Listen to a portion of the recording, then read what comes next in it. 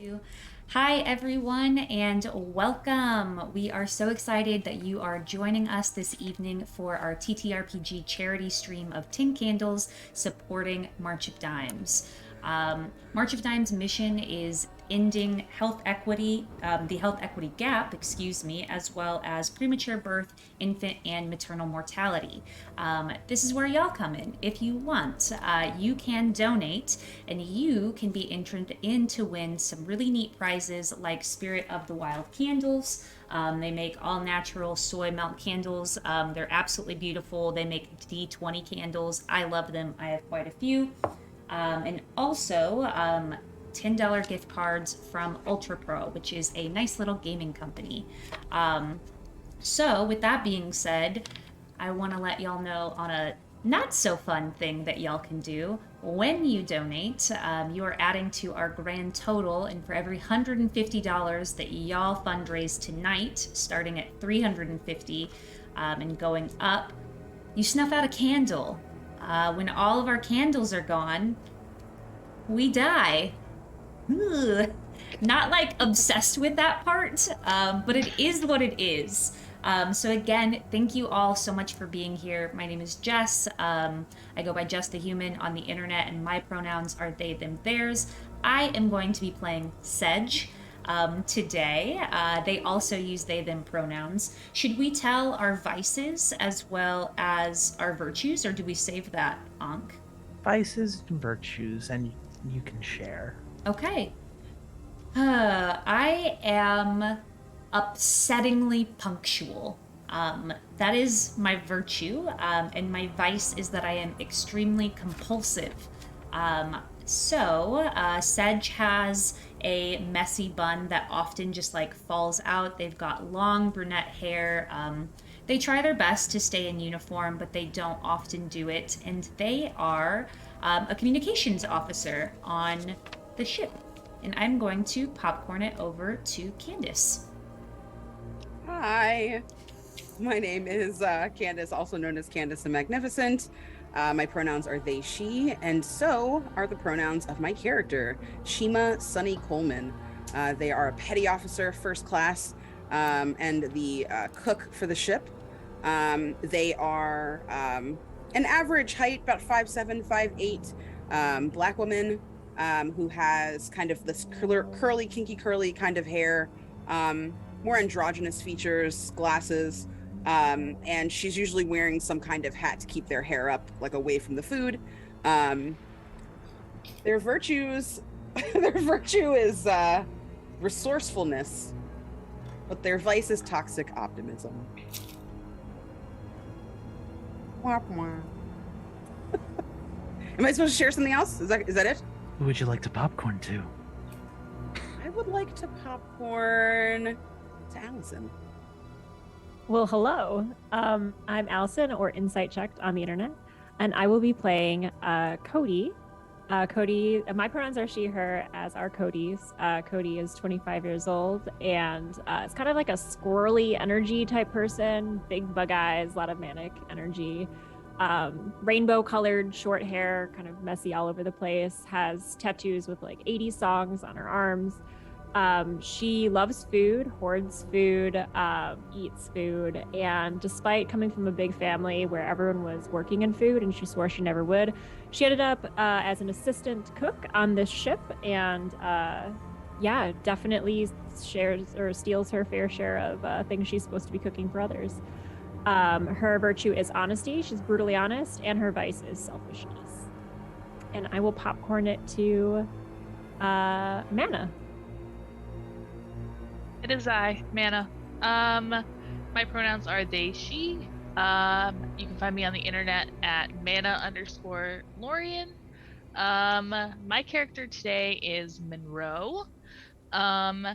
His pronouns are he, him. He's about 50 years old, fixes the ship, kind of Caucasian man, brown hair with like graying in the temples and like in his beard a little bit. Kind of thinks of himself as like the ship's like dad or older brother to everybody, just like, hey, you want me to fix that? Hey, how's it going? And he my vice is strong drink and my virtue is selflessness. So yeah. And I'm gonna popcorn it over to New. As I then go to unmute myself when I'm already unmuted. Hi, I'm Nuance, she, her. You can find me on the internet at Shadowraven on Twitter and at Booksandwench on Discord and Twitch. So I like, making everything simple and keeping it even everywhere. Tonight I will be playing Moira, also she, her. I'm the ship's navigation officer. My virtue is navigation, both kind of physically and emotionally, and my vice is holds a grudge. Moira is 37, also a black woman, usually wears her hair in a lot of braids down her back. She's very, very good at dead reckoning. On early ships, she'd make money by getting drunk, getting spun around in a circle a couple times, and still come out pointing due north. And if we had to kind of just judge her by her vibe or her energy at this point, it's just so done. She's so done. Fortunately, though, after this, she's got some contacts, gonna get cashed out and retire early and maybe start something up on the mainland. Gotta have those plans. Keep yourself going. What? Why is everybody making that face at me? No reason. Everything's fine. Nothing. No, I'm concerned. And you can call me mirrored_onk. I'll be running this game. Hi. My goal is to kill everybody. If you're not familiar with how 10 Candles goes, everyone dies at the end of the story. Everyone bought into that idea walking into here, including you, listeners. This is ultimately your fault. You should support a donation. You should support a charity for the murder that you are about to commit. Dear friends, let us describe one thing before we introduce the module. My friends, if you remember the note that I told you, about a month ago, your characters have currently in their inventory whatever is explicitly on your person, directly or in your pocket. What items do your characters have? Sedge has a flashlight, as well as I'm not a gun person, but I don't know, like 9. I mean, your physical In your pockets, physical Jess. pocket, Your Jess. real pocket. Your mortal Jess pocket. Oh. I did not understand the assignment. Please, someone else go first. Candace, we can't hear you. Candace. I made a little list of what's in my cargo pants, but I don't own cargo pants, so I too misunderstood these. Oops. Does anyone have anything in their pockets, dear No, friends? I think we legit have to look at what's on our desk and make do with that. That's I've got about a it. pen. Okay, Got mana, some sauce. and then new, and we'll go from there. I have a pen and I have a pocket knife. We have one in my weapon. pockets. Success. New, what do you have? I have, because I I don't have. know. Okay, so I first will- and foremost, I have adobo. So whatever happens, be We will very be well favored. seasoned. I've got my keys, which also have a pocket knife and a bottle opener on them. I have my phone, which has a flashlight. I also have hand lotion and bobby pins. And hold on, I think that's. Oh, And I have a small thing of napkins from like, I think it's an Arby's, so we're just gonna say ship's napkins. That's an interesting set of pockets, and I don't think that's to regulation, but we're gonna ignore that for now. It's my purse. I don't Friends. actually You're have good. pockets. Friends, Come on. I have bad news. Yes. We have raised $150 since the start of the stream. No. So the good news is that Y'all. we'll start with 9 candles. No. We're not even there yet, dear friends. Oh my god. All right. Well, Wait, did we all just move closer to death because we didn't bring anything? Yes. yeah. More because I our like that. followers were successfully guilted into donating into the charity. Thank you, chat. Thanks, chat. Thanks, chat. Thank you, chat. We love you. They don't, but I do. It's fine. I Would will anyone else like to dedicate what they have in their pockets? I will let y'all know that, dear friends watching, you can follow along with how many candles we have left on the screen, because as you diminish them, they too disappear. What do I have? I have B vitamins, because we need our energy. I also have a stabby pin, and if anyone needs some nail polish, I also have that to bring up the morale. And a candle. I don't know how I'm gonna light this candle, but I have it. And I also have a bottle of water, and I'm just going to pretend like this can fit into my pockets. Thank you so much. That is all. My jest talk is over. Who would like to go next? I'll go. I have a Sharpie, Is it permanent or erasable? permanent. Thank you. I have some sauce packets. On brand, I think, as a chef. I have a piece of paper. It's quite large, but I have it folded here. Okay. I have a mirror, glue, nasal spray, saline variety, That's and did I say a mirror? Yeah. An emery board. Okay. So no matter what happens, we're going out with amazing nails. Yes. They will be filed, they will be painted, we will Confirmed. be Our dead, nails but will we look will look good, amazing. we'll be fed, and the food will taste good. And the good news is that the saline solution is a wound cleaner. It's not sterile, but it can be. Well, I mean, it's sterile enough, but It can is be sterile. used. It's in this little can, so it's Hey. protected and safe. And hopefully they're like the aliens in Signs, and you can't get them wet because we'll be fine.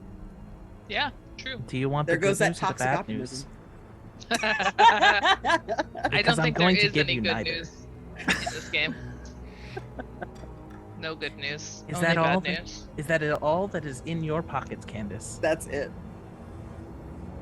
Fellow volunteers. I'll go. I was eating my dinner before stream hurriedly, and so I have a bowl full of food, like half-eaten food, and a fork. I have a calculator because I use it to play D&D because I don't know how to add basic numbers. That's important. Yeah. And I have some post-it notes so that we can leave each other messages. That's it. That's all I got. I I also had did con- not understand the assignment. No, it's okay. I had considered like reminding you guys before stream, and then I realized it would be way better if I did not. Y'all know the gift. Diabolical. Evil! Mermaid Man is just screaming evil! Mm-hmm. God. Anyways, friends, with that, let us introduce the module. Oh, I'm not gonna light that candle because one's already out. Haha. The Hmm. module for this 10 Candles game is called Dark Skies. It was submitted originally in the game by Ryan Abercrombie. The character strike group was on its way back across the Atlantic after a 9-month deployment when the sky went dark. The first signs of their arrival were when a fighter disappeared, and then another, and then another, and then an entire division of fighters. The Admiral halted flight operations, but that didn't change anything. The next thing to disappear was a destroyer. Over the span of 5 days, every other ship in the strike group disappeared. Finally, your carrier was the only one that was left. The ship's company are slaving around the clock to maintain the ship and keep the lights on. Nobody has heard from shore since they came. Supplies are running low, and most of the aircrafts are down for maintenance.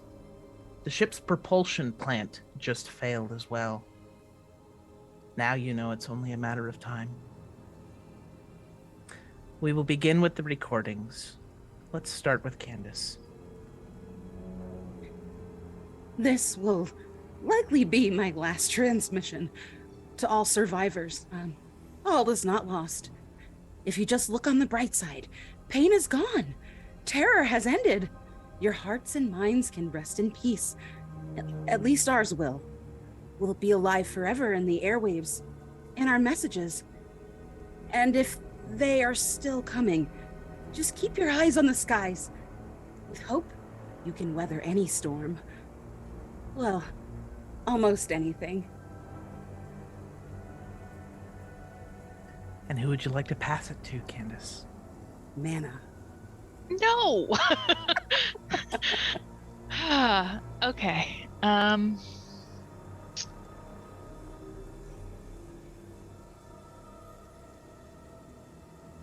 Hey kid. This may be the last message I'm sending, but that's okay. Because you know, if you have your crew around, your friends, your buddies, and you just think about, you think about hope and just holding in there, the end's not so bad, right? And then I just take a big swig out of my out of a bottle, and then just tuck it back into my pocket, and then just do like a half smile, and then click. And who would you like to pass yours to? Yes. My recording is a lot of me crying, just uncontrollably sobbing. And finally, when I have mustered up the courage, I look straight into the camera and say, I'm not ready to die.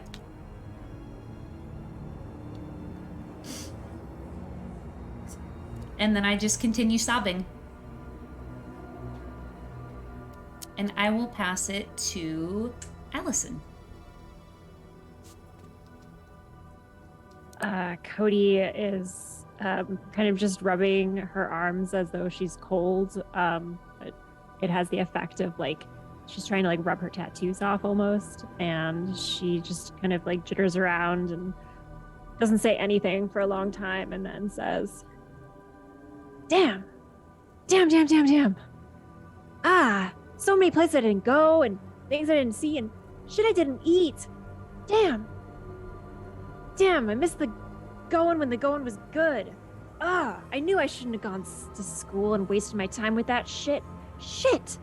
And then it's just like cursing for like the rest of the recording. And I'll pass it to our friend Moira. Moira just kind of wanders in, flings herself down on the chair, just very, not quite nonchalant, but just like,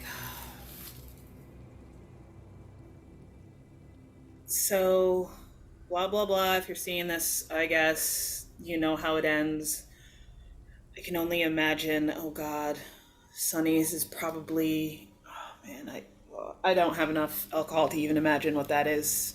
So, hey, shit's happening. We don't know what it is. We don't know how to stop it, but everything's going dark. We are the last ones left, and don't know how much longer that's going to last. I can't really see a way out of this, and if you know anything about me. And honestly, if you're watching this, you probably don't. You don't know what that means, but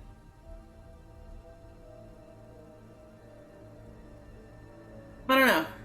And that's the shit that bothers me the most. I don't know. We don't know what this is. We don't know who it's from. We don't know what's going on. But I'll promise you that we didn't go down without a fight. And no, it's not some kind of king and country and all that stuff. It's... You don't go out in the ocean unless you're willing to be a survivor. And that's what we are. So we're going to try to figure our way out of this, and who knows, maybe this is what they're going to play in the museum next to our names as the winners of all this shit, blah, blah, blah. Probably not, though. If you see this and I knew you, I probably loved you. If you see this and you knew that's not true, then I hate you, and I'm mad that you survived after me. And if I don't know you at all, hey, good luck, good job surviving. We're out.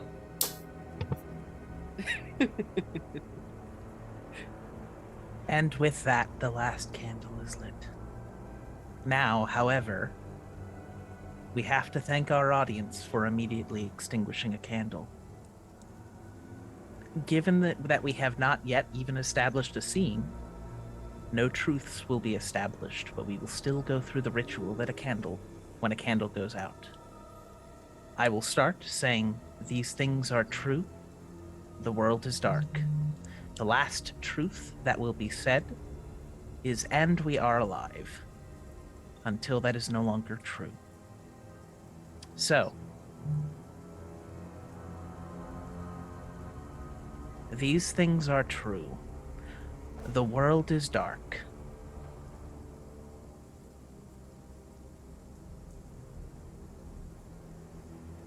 And we are alive. And we are alive. For now. We can follow instructions. Yes. We're very... I mean, we It's didn't bring okay. anything except for food and nail polish, so can we? We have saline wash Pocket knife. and pocket knife 2 pocket knives. and vitamins. Oh yes, 2 pocket knives. So you actually did still have a store of vitamins while supplies are going low. And a bottle opener. And spices Ooh. and special sauce. And a bowl. And a half of a ration. We're set. good. Going to live We're not good. doing bad. Doing pretty damn good. We start our scene. I'd say it's midday, but it hasn't been day in weeks. It's at least chow time, you think. The Admiral has started to standardize things. Normally things work in shifts, but with the sun no longer in the sky, no longer visible to you, it seems almost pointless. The nuclear clock at least tells you that it's 8 a.m. The mess bell rings. You're still having food as long as the food is there. Tell me what you do in the mess hall, and where you go from there.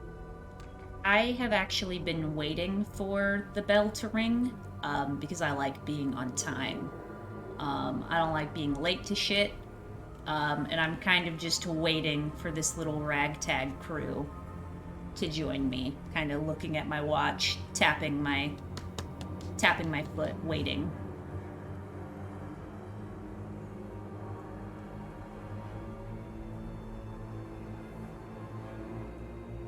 Moira's just gonna kind of saunter in with that swagger of I'm rapidly approaching the barest edge of my available fucks to give.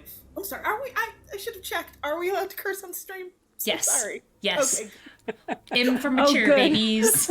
I just realized that perhaps I should double check. I Yeah. did not double check before my testimonial of nothing but swears. I apologize. I too have a salty mouth. We're on the All sea, that it's fine. seawater. Yeah, I was gonna say it's part of my character. I am not like that, but character. Yeah, so Moira is clearly rapidly approaching the end of her available fucks to give about pretty much everything. So she just kind of swaggers in, looks around, looks at breakfast, pulls out her adobo. No reason. Just preparing. Chins up. You just hear a sigh from me as you come in. Jess loves Moira. Sedge. Sedge is just a little annoyed right now. But I think that we could say that about a lot of things. Cody's head pokes around the corner, pokes her head back. Chef, there's like 2 of them in there. I think we're waiting on one more, maybe. Yep, they're in there. They're waiting. Yes, and you know what? Waiting is okay, because, when you're waiting, it means that you are hungry, and when you're hungry, the food tastes more delicious. So if you could just give me a minute, please. And you see her like trying to throw as much as they can into like a pot. They're just like grabbing random stuff and just like shaking a little pinch of that, some of this, just really trying hard to make something out of nothing at this point. Like there's very little left in the pantry that makes sense together.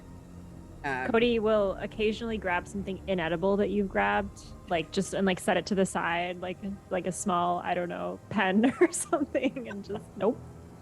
Ink? Really? Italians use squid ink all the time. I have it on very good authority. It might be delicious. My tongue is still dyed from last week. You have a point. Okay. All right. Can you tell him 20 minutes? Yeah. Sticks her head out again. 20 minutes. Make it maybe 30. Why did you even ring the bell at that point? To get your appetite going. My appetite's been here. I was fixing it. I was making sure that it worked. And it does. You can see my little nostrils just fucking flaring. Just without stop. They are... You all see a number of other crew members slowly start to filter into the mess as well at this, now, as we understand it, 7:30, 30-minute early mess call. And to make sure that bell worked. A number of people come in, still hopes high, trying to keep some form of regimen in their day-to-day at this point. But some don't come in happy. Some sit and wait and weep into an empty bowl that has yet to be filled. Some gather with others they're aware of and at least talk. Normally, the mess is regimented and well mannered, ruled. Yes, that's a word. Has very specific rules on how things would go, but the Admiral has given many allowances. Some people have brought board games and cards and things to distract themselves with. And some people don't come at all. There have been some people who just haven't shown up to the mess for days at this point. The Admiral comes in and some people stand at attention, as would befit an officer of his rank. But Richard Uppington does not seem too bothered by those who do not. How are things looking back there? He says to you guys in the mess hall. It's in to bake. It'll be ready in the quickest 20 minutes you've ever experienced. So just thank you for your patience. Mm-hmm. I understand. I call over my shoulder and Shima, what is it? Oh, it's a Midwestern specialty. It's called hot dish, and it's got some tater tots on top, and then deliciousness underneath. My mouth actually starts to water at that. I don't say anything though.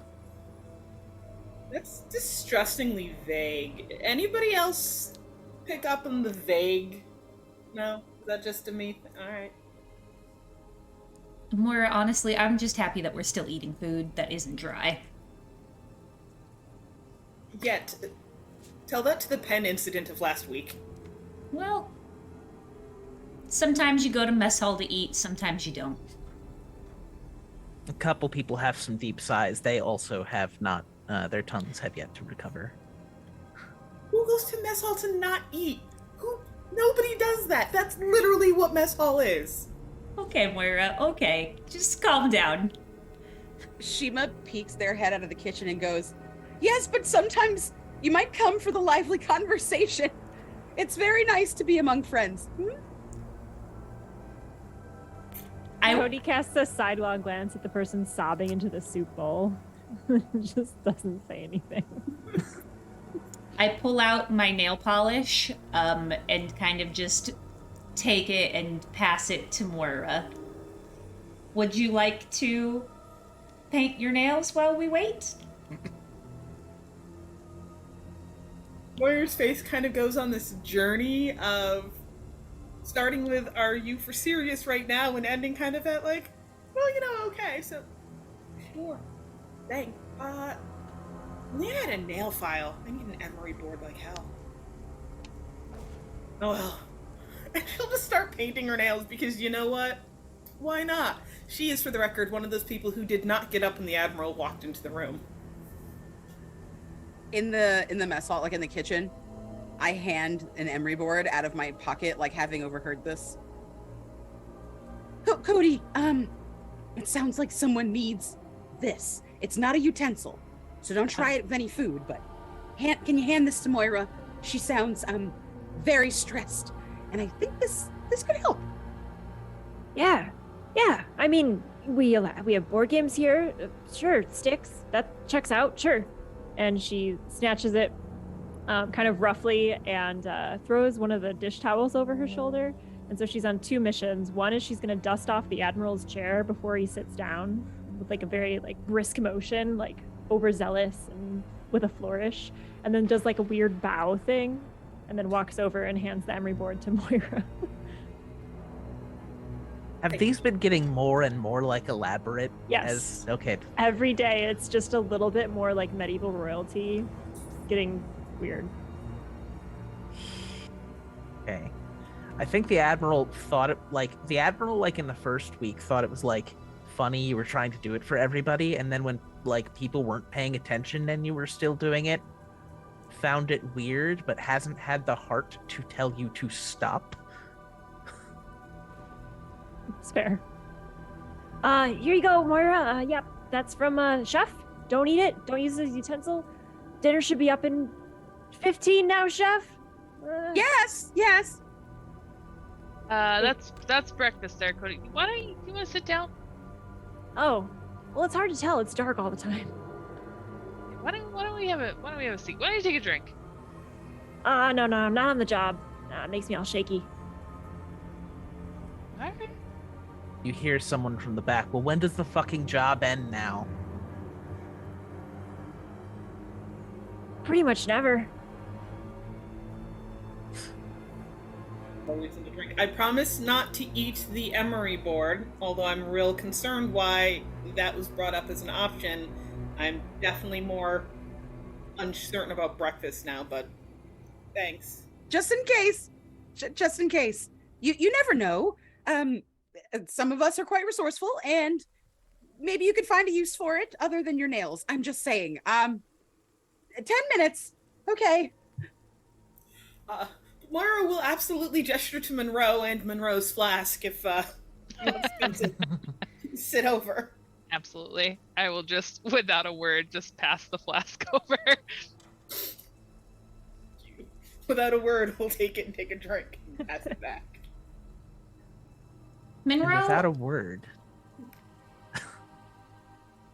with a word, I Yeah. say, Monroe, your cuticles. Can we do something about these? I don't see why not. Sure.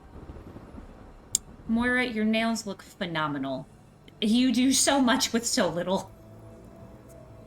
That is, in fact, the name of the game when it comes to the Navy, like, to be clear. So I'm just representing us till the end of times. And with that, you hear at first what sounds like a very loud groaning of metal. And the seas have been relatively calm recently. And the ship has been relatively quiet, but it sounds as if something large grazes across the exterior of the ship, and you feel suddenly everything slowly tilts about 10 degrees to the left. And then you hear this, you don't hear the sound anymore after maybe 5-10 seconds of this groaning metal sound. The ship slowly rights itself again. I feel like Monroe has just blue nail polish up his hand now. And I would stand up immediately at like anything metal moving or not sounding right. Just like, well, that's my cue, and I will think that something is wrong with my ship. Sure. You would like to investigate? Mm-hmm. Cool. Are you going alone? I think I pop up. Yeah. Okay. So we have Monroe, Sej, and Moira. You guys start heading through the ship. The Admiral dismisses you and lets you leave. It's your job, he understands. Oh, that was a good sound ad. I could hear it. It was very good. Monroe, you start guiding people through the catacombs, and when you definitely have this sort of feeling that something is weird. There's a very specific sort of environment that you have within a closed location, right? Everything has a very specific feel on your skin, in your ears. And you start to feel as if things are pressing in a little bit more on you. More. Something is adding pressure to your current location as you get deeper and deeper into the ship. And you know very well what this indicates. That normally indicates that there is a leak. Something has breached the ship. And it is taking water. I felt I should be clear. Yep. Thank you. Just in case. Something has breached the ship, but it closed the hole on the way in. That did not happen. Yeah, because like Monroe would know, but Mana has no clue. So I would say that to the people that are with me then, if it's just me that noticed it. Something has breached the ship. Something's What do you in mean here. something? What do you mean something? Well, I haven't seen it yet, so I'm not entirely sure, but something has breached the ship. And that the ship is taking water. I feel like I should make that Yes. explicit. Sorry. And also, clarifying note, the ship is taking water. So I'm gonna figure that out. Come with me if you want, and I will head towards whatever direction I feel like the breach may be. But it's pretty easy to find once you get to the lower levels. This is maybe not the lowest deck, but maybe a deck or two above that. You start heading towards the various locations in the area. Once you even get to this deck, though, you see that you're already at about like maybe 3 or 4 inches of water on the deck from where you're at. And you can hear the sound of water just flooding in from somewhere deeper within the ship. So I know that I'm usually up, further up on the ship. That's bad, yeah. Yeah. Yep. Real Cool. bad. That. Something put a hole in my ship. I mean, it's collectively everyone's ship, but like, I maintain. I cede unto you my claim on the ship. You can have my part. Like that's fine. I give Monroe a clap on the back and I say, "Old man, everybody knows this is your ship." Okay. I need to fix the ship, and I'm gonna go do whatever I would do to patch the hole in my ship. So especially with metal ships, if there is a large enough hole, I'll just tell you what this is and what you're going to try to do, and this will be the first roll as well. Beautiful. You know that patching a steel ship while it is currently taking water is very hard, if not impossible. What you do is you close the bulkheads and the bulkheads so that way water no longer comes in, but you lock that section of the ship from being accessed. If you can get to it early enough, you know that locking that down will prevent the ship from continuing to have a lot of water inside of it. So, we'll have our first roll. Okay. You will take all 10 dice. 9. Right. Thank you, Donos. You know what that boy. means. Okay. So, you will roll all of your dice. And if any of them become a 6, you succeed. All right. If any of them are 1s, we remove them from the pool. Okay. Unfortunately, friends, there are 2 1s. I'm so sorry. There are, however, 2 6s also. So. Cool. So, our pool is now 7.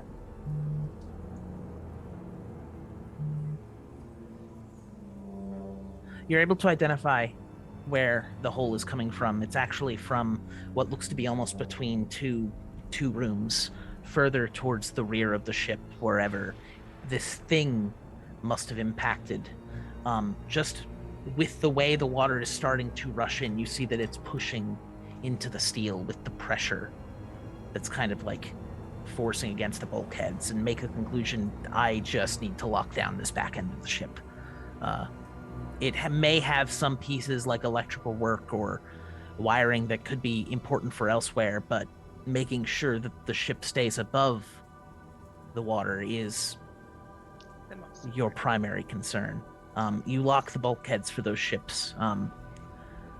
With the engine off, it's a little harder than normal because you have to manually enable the bulkheads.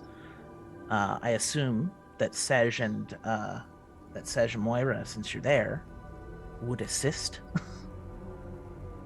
I don't know what I'm doing, but I'm doing it. Monroe can explain it perfectly. Monroe starts barking orders as if, he's been here forever, and just you guys immediately know where to go. You start flipping switches, loosening panels, dragging these large metal doors into place, and Monroe engages the locks, and the bulkheads are sealed. Whatever this could have been, it's at least not a sinking ship. You have kept this, I didn't even think about the name of the ship. The USS Cornwallis. Fuck, I panicked. Cornwallis fuck, you said? The USS Cornwallis fuck. I just want to be sure that when I I say it correctly. Hey, you know what? Hey, chat, do you want it to be the USS Cornwallis or the USS Cornwallis fucks? I already know the answer, so it's the USS Cornwallis fucks. Cornwallis fucks. Fucks was their surname. names they're given me. Right, FUCHS. It's very common. Known Anyways. for their heroism in one of those wars. Just kind of looking into the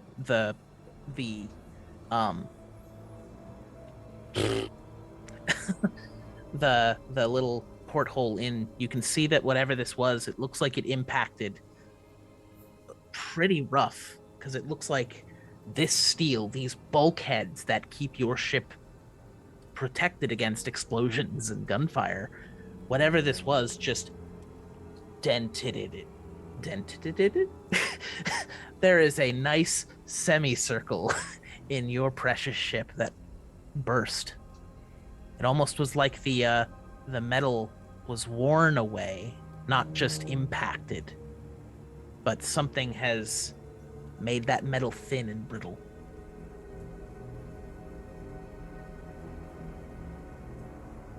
Mess with my ship.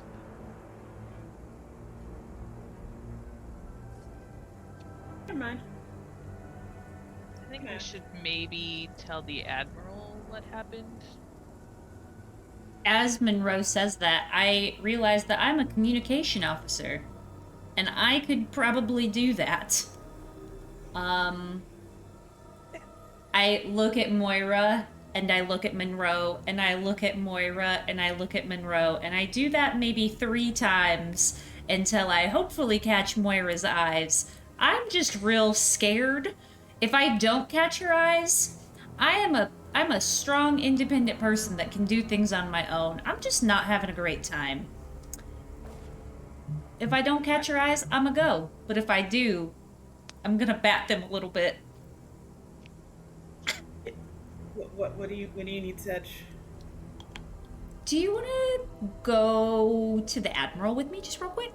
Just peek in, say hi, tell him what's happening. Oh, I'm coming. Something messed with my ship, and I will start walking. I think Monroe has a report to give, so yeah, I guess we'll all go together. Excellent. So I'm just like taking a swig out of the flask as I walk up there. So we're like 3 hallways away from where you had to pull the bulkhead when Moira asked, should we have just maybe made sure nobody was in there? Oh, I definitely called out. Okay. I must have been moving a thing or bailing a thing or a... Yeah, good news. There was no one in that bulkhead. It's fine. It's fine. Good. Let's switch over to our intrepid foodies. The hot dish has come out of the oven. It's all golden on top. It's like 3 trays of it. It actually looks pretty good considering. And the people in the mess hall see Shima kind of come out, big smile kind of plastered on their face, but their brow is like super tight knit with like these little lines in between and worry. Hi! Oh, Chef, it's gonna be great. It looks great. You've been waiting so long. I'd like to thank Cody for helping me. She has been indispensable. So please let me know what you think. How big are the portions today? How many people does it look like are in here waiting for food? I'll take out my calculator. The good news the good news is there are fewer than there normally would be. The bad news is that this is an aircraft carrier. And because I don't know this information off the top of my head, and by the way, Chad, there are 9 candles. Aircraft carrier, estimated people on board.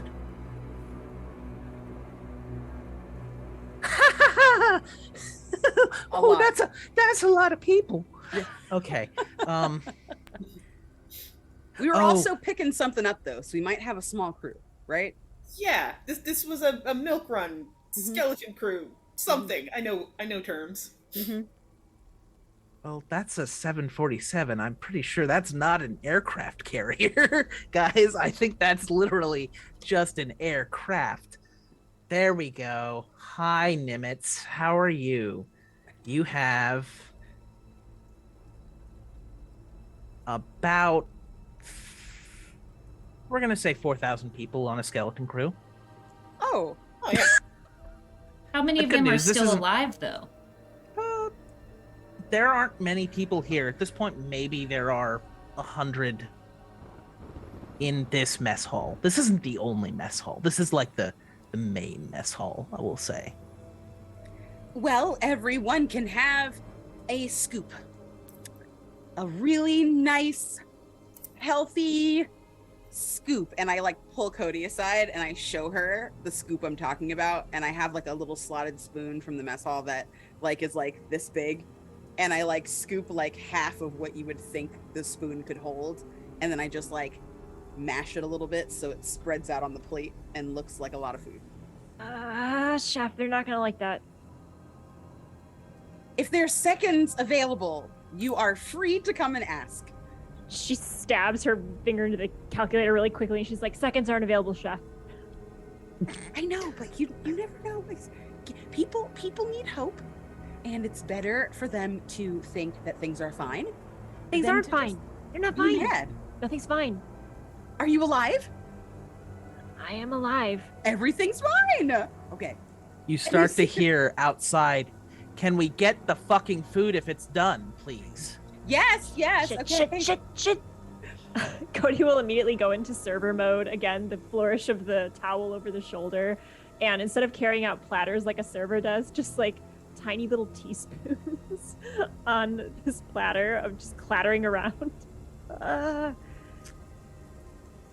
Unless we're I not don't- serving them in the spoons. I don't know. Whatever. We're not Whatever serving makes them more in the sense. spoons. We have little cups, like little bowls that we can serve them in, and we just, it fills the bottom of the paper bowls that everyone has. It fills the bottom of that. Right. Okay. And spends about 5 more minutes taking them off the spoons and then doing an artistic splatter on the bottom of the bowl. It's fair. You start, feeding the people. The Admiral's always first, of course. The Admiral is understanding. The Admiral does not complain. The Admiral sits, and as you put this morsel into their bowl, Mr. Dick just nods and thank you. I slip him in one additional sauce packet of my 3 that I have. Okay, cool. He chuckles at that and goes, "You always know how to take care of me," and just rips it open and puts it on there. He is not concerned if the sauce is even compatible with this dish. It is just it's that there haven't even been enough food supplies necessarily for luxuries at this point, and this is just a luxury that you handed to them. And he is very clearly happy with this. And as you start making your circles, most of the people are fine with this situation. And at least half of the people who are not fine are crying into their bowls and not responsive as much. But you get to the problem people, a number of younger officers who have already been starting to mouth off today. And when it gets around to the third at their table, they're like, "This is all you're giving us today. I'm the supply officer. I know we have more still. So why is this it?" I mean, do you want to eat through all the rations before we're even out of this situation, this mess? I just want to eat at this point. And eat you will. Note, look at how happy the Admiral is. I don't give a shit about the fucking Admiral. What's he fucking doing for us right now? He is leading with vigor and with positivity. Yeah, somebody's got to wear the fancy hat, It's true. You should respect someone of that status. You see a couple of them start standing up from the table and being like, "Yeah, no, I don't think we're gonna do that at this point. This is bullshit, and this has been there's a real word for that, but I don't know what the word is for mishandled. This has been bullshit this entire time. You guys aren't doing anything to actually get us out of this situation. We're just fucking what are we doing? We're just treading water at this point. The engines are fucking gone. We were out here so long at this point. We're all open to suggestions if you have them, other than eating all of the food at once. Okay, well then how about this?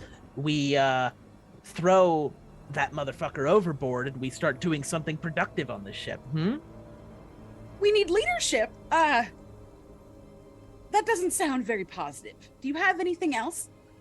No, I don't think I do. Would you like to go with him? Hey, don't threaten the chef. And you see, like, Sunny gets real teary-eyed, but is still smiling. If that's what you think is the best choice, I suppose I won't have a say in the matter. But I would like to think that my cooking could get me out of this. Awesome. We'll get that set up for you then. And you see a couple of them start to head to the Admiral's table, and a couple come to apprehend you at this point. Admiral! Hey, Cody, were you doing something? Yeah, Cody's kind of like on her feet, like a little scrappy boxer, like kind of like doing a little like twitch and like, hey, no, don't, not the chef. And I think she's gonna just dive forward and like try to scrabble at their ankles as they walk towards Shima. Sure. That's a conflict roll. You guys have Sounds a like pool it. of 7 dice left. Please Nope. roll me your 7 Wait. dice. So when anybody gets a 1, the dice go? Yeah, it's for everybody. It's a communal No. pool. So sorry, pal. That's bad. Okay, Yeah, it's very bad, isn't it? silly question time. D10 or D12? D6. That would great. So if you roll a 6, you succeed. Just one 6. I don't know why because pool of 10. That's where that number came from. I roll 9d6, correct? 7d6 because Shit. you rolled 2 1s already. Shit. It's Okay. okay. Shit. That's exactly what many people are saying right now in Cody's- this mess hall. It's Cody's all my vibe. fault. I'm so sorry. You guys are not gonna like this. No 6s and 2 1s. So I'm going to open this so that way we can clarify a thing. Because that would normally mean I put out a candle and redefine the scene. Wait, Tell what? you how it went. Because there were no 6s rolled. I think that's right. Yeah. Yeah, but I think if this could play into your virtue, whatever card you have on top of your deck, you might be able to use that to your advantage, which would Okay. allow you to re-roll all once, I believe, if it's vice or virtue. Yes, and I still get to keep it for my character even if I spend it for the reroll, correct? No, you burn the vice or Really? virtue. I thought Mhm. you got to keep virtues. What am I? Uh, what am I reading? You keep brink, Oh, but that lets you re-roll all of your dice if you succeed. Well, I see. Lets you re-roll them all anyway. Burning a trait will allow you to re-roll 1, so if you have a vice or virtue that may apply to this, Well, I think my blunt honesty could come in handy. sure. How you gonna swing that? Shouting up from the ankles, I'll yell, "Listen, everything you're saying is true, okay? But if you kill them, it's not gonna change anything. Someone's just gonna take their place. I mean, probably you, and then someone's gonna kill you. And where's that gonna get you?" Okay. Go ahead and roll me those, re-roll those ones for me, please.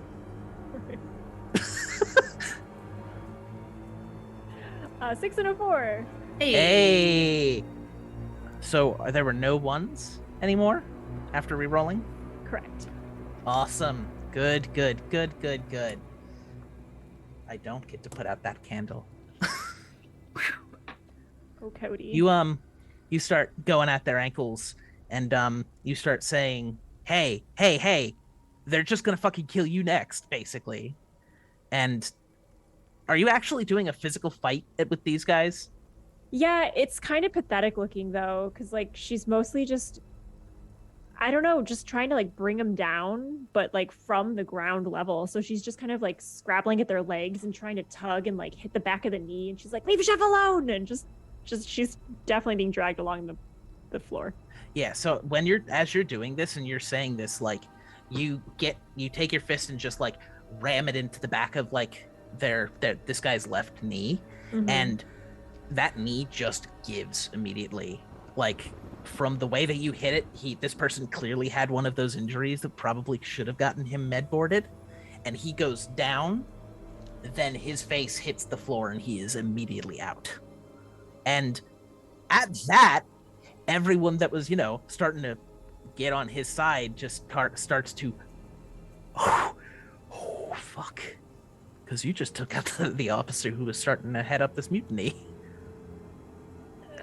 Cody scrabbles to her feet and stands a little bit straighter than usual and rolls up her sleeves. Yep, chef. Cody, what would I do without you? Ooh.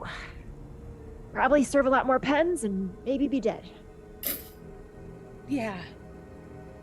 That's okay. Everything's fine. You clearly have this handled. I'm gonna see about dessert.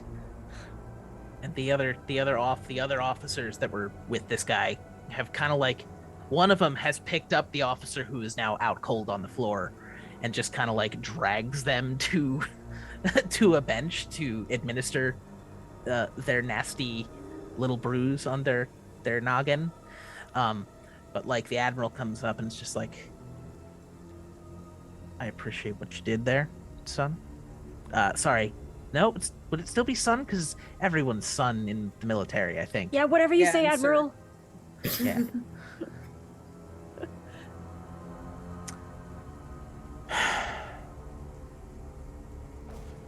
I'm going to be honest, I don't really know what we should be doing at this point. He's saying to you, Cody, like almost inaudible to everybody else. We've been going full speed for a while. Cody occasionally looks over her shoulder like, is he talking to me kind of a thing, and then like focuses back in.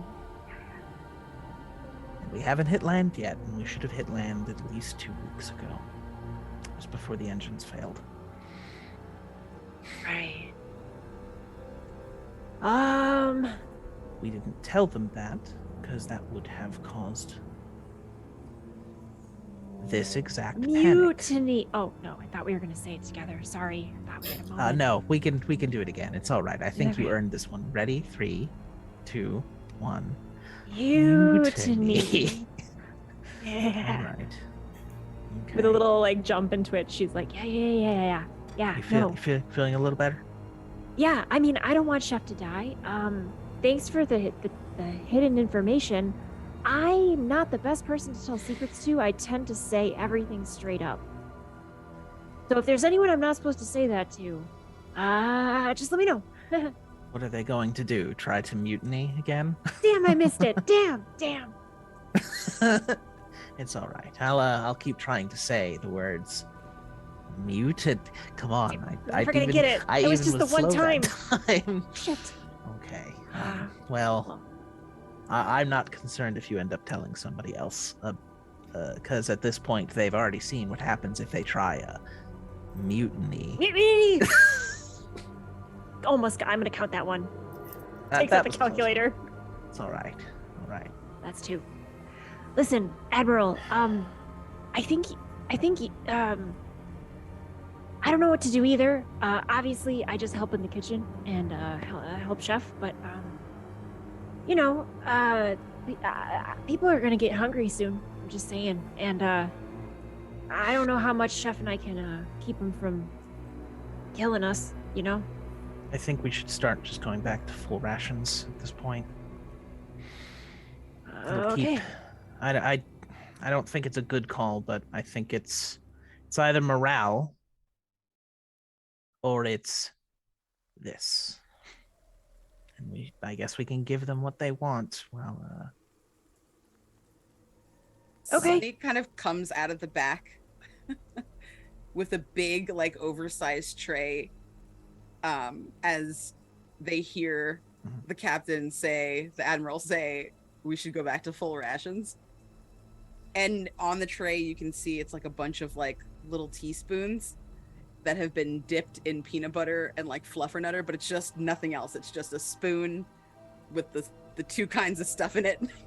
There's like a ton of them, and they look a mess, like a horrible mess. You see him look over to you and just laughs, and Admiral Dick just says, "It's all right. Just start opening into the emergency rations at this point." But the fluffernutter pops, they're They can delightful. Look at them. They Oh. taste quite good. And Yes, but we can have those with everything else, if you catch my drift at this point. Oh, are you sure though? I don't want to run out of food. I don't think anyone wants what's currently going on. But maybe at least today, a full meal would be appreciated. Okay, I'll be back. And when she comes back, and she's got the same fluffernutter spoonfuls, but there's like a stack of crackers under each one. Never said the supplies were good, guys. Yeah, right. At the unleashing the food directive, Cody immediately runs into the back room and just like goes into the back stores and shuts the door behind her. And I think with that, Monroe and the rest of the crew have solved their immediate problem and have returned to the mess hall. There is more food now. More food than was originally promised.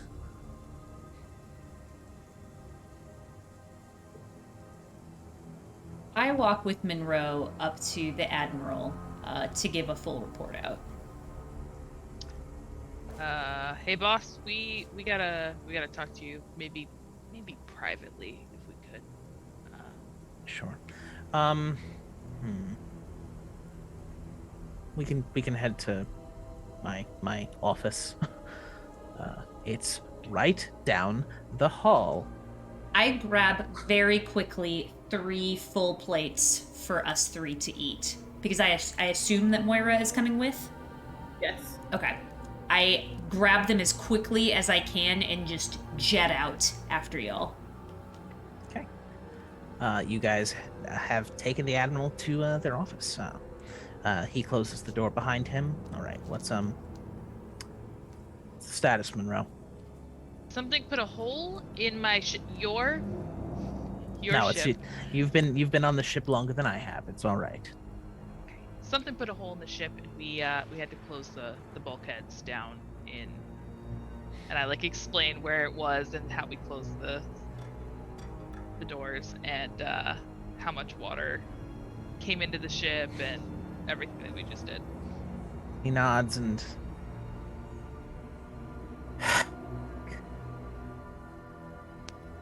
so it just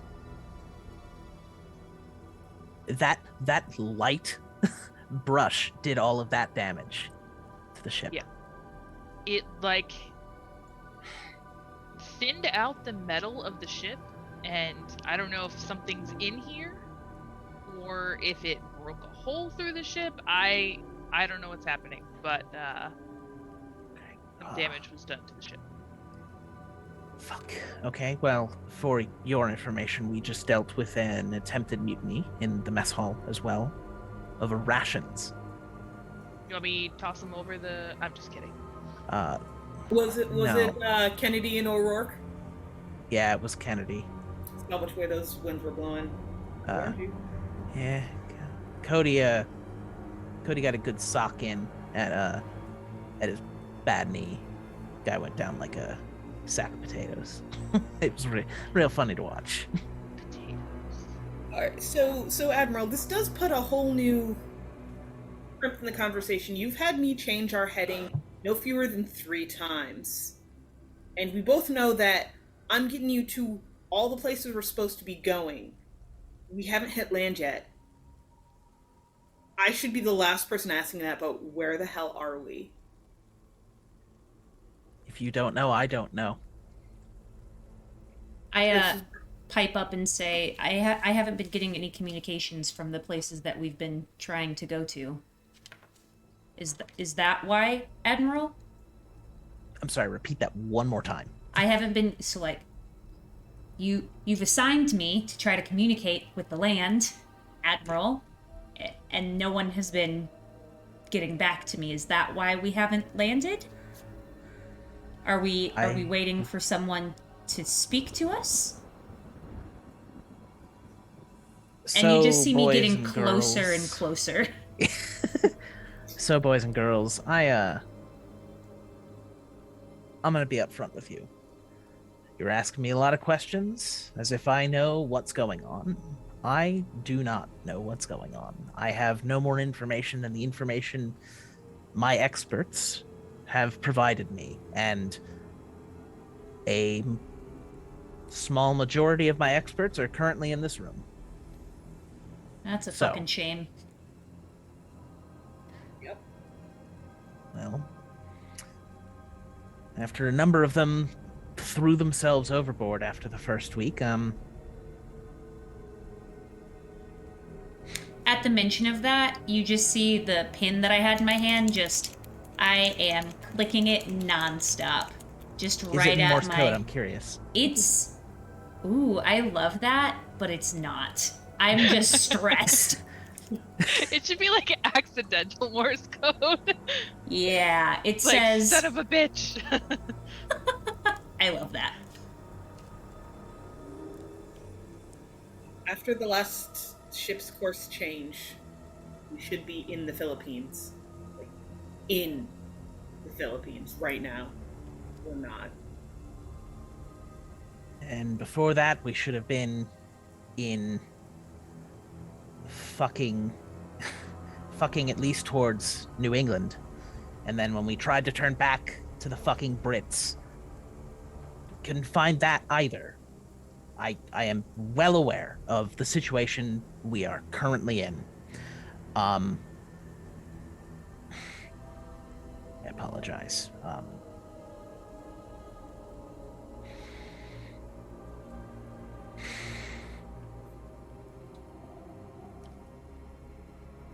If you're looking for how to get back to land, I don't know. Because the last recommendations I gave you were the only ideas I had.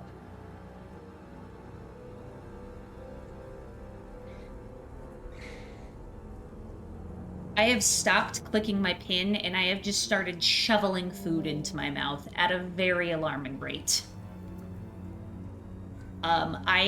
If y'all haven't started eating your food, Moira and Monroe, I am eyeing it as I shovel the food into my mouth. And then I also go, I think we need a drink. That whiskey's still in here, and I'm just gonna open the Admiral's cabinet and just like take the little glasses out and set them on the counter and just pour everyone a glass without asking. Yeah, no, the whiskey is exactly where the Admiral keeps it. Do you go for his reserve stock or his, his quote-unquote public, and by public I mean to the officers who know, or do you go for the one that only you know? I will go for the one that I know where it is. Okay, understood. Cool. I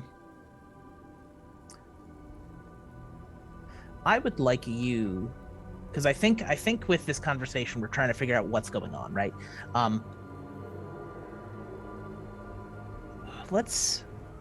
I will let you guys choose who will roll for this one. As you guys are starting to pour drinks and think about what's going on, who would like to make the roll to see where this goes? I'm happy to take it, or let one of y'all take it. Who? Okay. Let's... See Alright. how hot these dice are this time. Oh god, yeah. Is it 7 dice? 7, because Allison did not lose us a die. Yeah, roll a d20. Okay. There was a mistake. I rolled a 1 and no 6s. Could I potentially use... Am I being impulsive in this? Jess is being impulsive when they said, hey, I will go ahead and roll. I think though, you did imply that like you started like trying to get into other people's foods. So if we want to say that you're burning in the vice of impulsivity, maybe if you succeed in this role, um, someone else gets an idea because you are pissing them off. You can define what that looks like when we get the success. Okay, and I just go for my food. Only the re-rolled ones. one. Fuck! God damn it!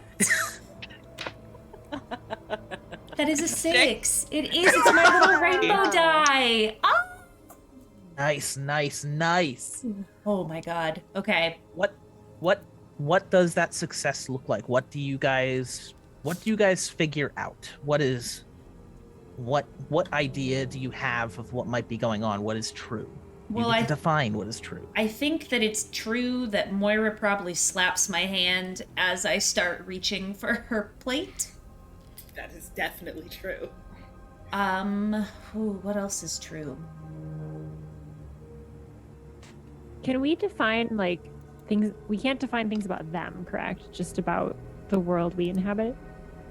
Correct. You can say things that they have done, or things that they have affected. Okay. The only trait that has been defined about them has been given to me already, and I have given the other one to someone else. I think that it is true that someone has come running by saying that there was something weird on the opposite side of the ship. And that is all we heard from them until they continued running. I like that, actually. I like that. That's very good. Okay. You hear as we'll say, Moira and Cody are starting to rush in with the next serving of food, and the door opens to get you guys back in, because I liked your idea. You start hearing, hey Admiral, we found someone else. And what looks to be like just a deckhand, like maybe an E3, a seaman, just a regular. That's their rank, actually. Sorry, I looked it up. Fuck you, Jess. It's my channel. I'm going to be immature if I want to. So we just had a sub surface off to the port is left, because it's the same number of letters. If you didn't know that, I've taught you some maritime shit. There's a sub just surfaced off to the port. I think it was the USS Tinkle breath. Nope, let's not do that one. I did see hot dog Rude. there for a sec. So we will say the Oscar Mayer. We just had the Myers surface to our port side, sir. I have no fucking idea where they came from. They're not one of ours. They're not with the fleet. And the Admiral perks up, and it's just all right then. Well, that extra food you brought is going to come in handy for our guests as we bring them on board. If you guys could go make a hello. Say hello to our guests. It's been 4 weeks. You are dismissed. Bring them on board and shake them down for literally anything they know. Yes, sure. Yeah, I'll check with that. I finish my, was it whiskey? Shoot it back, slam it down, and kind of like give like a look to it, and then to Monroe like, please sir, may I have some more? And then What I did you guys bring? shoot it back again, and go. And who's leading the charge? to welcome these folks? We're back with everybody. Yeah, I think so. I have food, and I'm sure they're probably hungry after those long weeks away. So I have some plates here, and I've got an extra little tin that I was hiding away in case anybody wanted a little extra, and I've got a box of raisins for them as well in case they'd enjoy that. So I can lead if you'd like. Moira's just gonna snag the bottle of whiskey, take a drink directly from it, pass it to Monroe, and it's just like, let's get this party favor wagon on the road. Then come on, it's this. I'm gonna I didn't know fill we my had whiskey. I'll I could have fill my- macerated. Not for cooking, Sonny. I'm so sorry. Okay. But you could have a sip if you want. Oh, yes. I would love to just join you all. I almost never get to do these little rituals because I'm always cooking. Yes. And Yes. you see them take like a pretty generous swig that is clearly far more than they should have taken because they immediately start to cough and splutter. And I just look really proud. And then I'm gonna fill my flask, and then I'm gonna offer the bottle to Cody. Cody will accept, I think, this time. Just given that she's off the clock, I guess. But like keep glancing sidelong at Chef to make sure it's all right, like during the swig, like, okay. Hands it back. And I just smile, like, all right. And then That's some end of the world stuff there. I just thought it was breakfast, but okay. I mean, it's strong. You drink it like it was water. How far away is this? And I don't remember exactly how Moira put it, but I just thought that she put it so well. A welcome wagon, welcome aboard. Party, I think it was like party favor welcome wagon. Yes. How far away is that from where we currently are? It is. So right now the ship has as you guys get onto the deck, you see that this sub has surfaced almost basically parallel with your ship.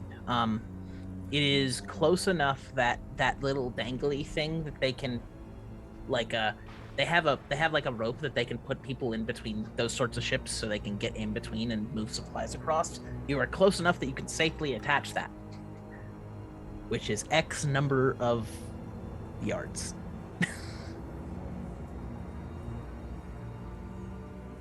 And you start seeing like as you guys get onto the side, the side of the ship, the hatch opens and you start seeing a couple people like wave.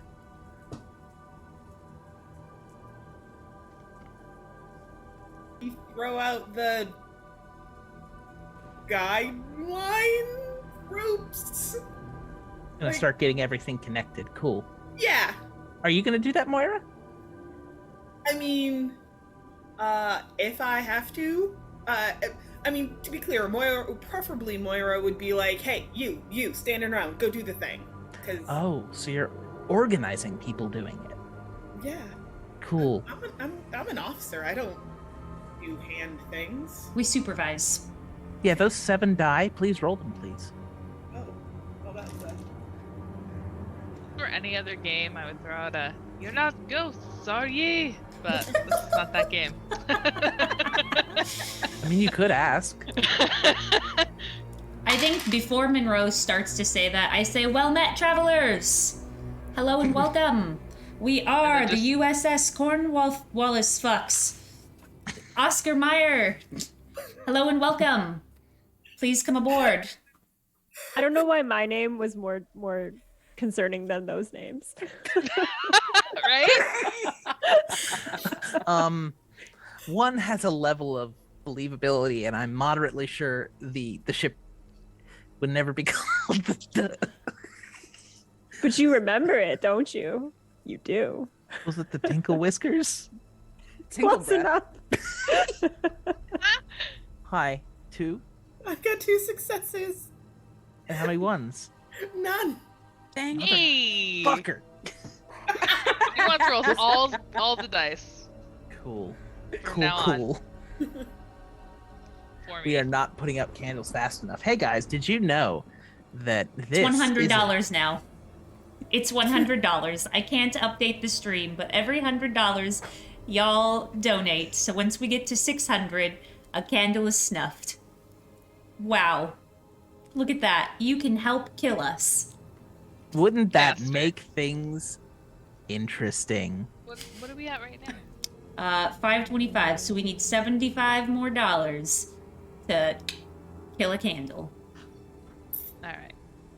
But you guys successfully get everything connected to this submarine, and about 4 people start shimmying their way across the rope to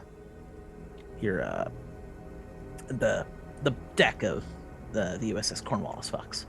I So- hold out my hand to help bring them aboard. They come in and take a look at all of your guys'. Are you guys all in uniform? No. I'm wearing a floral shirt that looks very similar to this. In fact, it is the shirt that Sedge is wearing. I'm wearing a button down that's like unbuttoned kind of to the waist with the tank underneath, but like it's my, like I have all my pins and stuff on it. Okay. And then a sweater over that and an apron.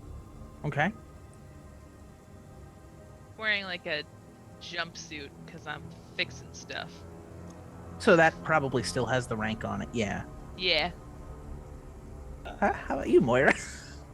I feel like, not that I have literally any idea what like a naval officer's thing looks like, but if there's a jacket kind of thing that has my stripes on it, I'm probably wearing that. But like jeans and a sweatshirt. Okay. I just had to know if they were addressing you or anybody else. I mean, I the- was definitely clearly the one being like, you do the thing, Yeah. and there might have been salutes again. We've The, been doing that thing. the individual who has the insignia of the captain comes up and salutes you and says, hello, my name is or I am Captain, I ran out of names, Captain Dry, Marietta Dry. It's nice to meet you. Weren't expecting to see any other ships. Yeah, you're surprised as well.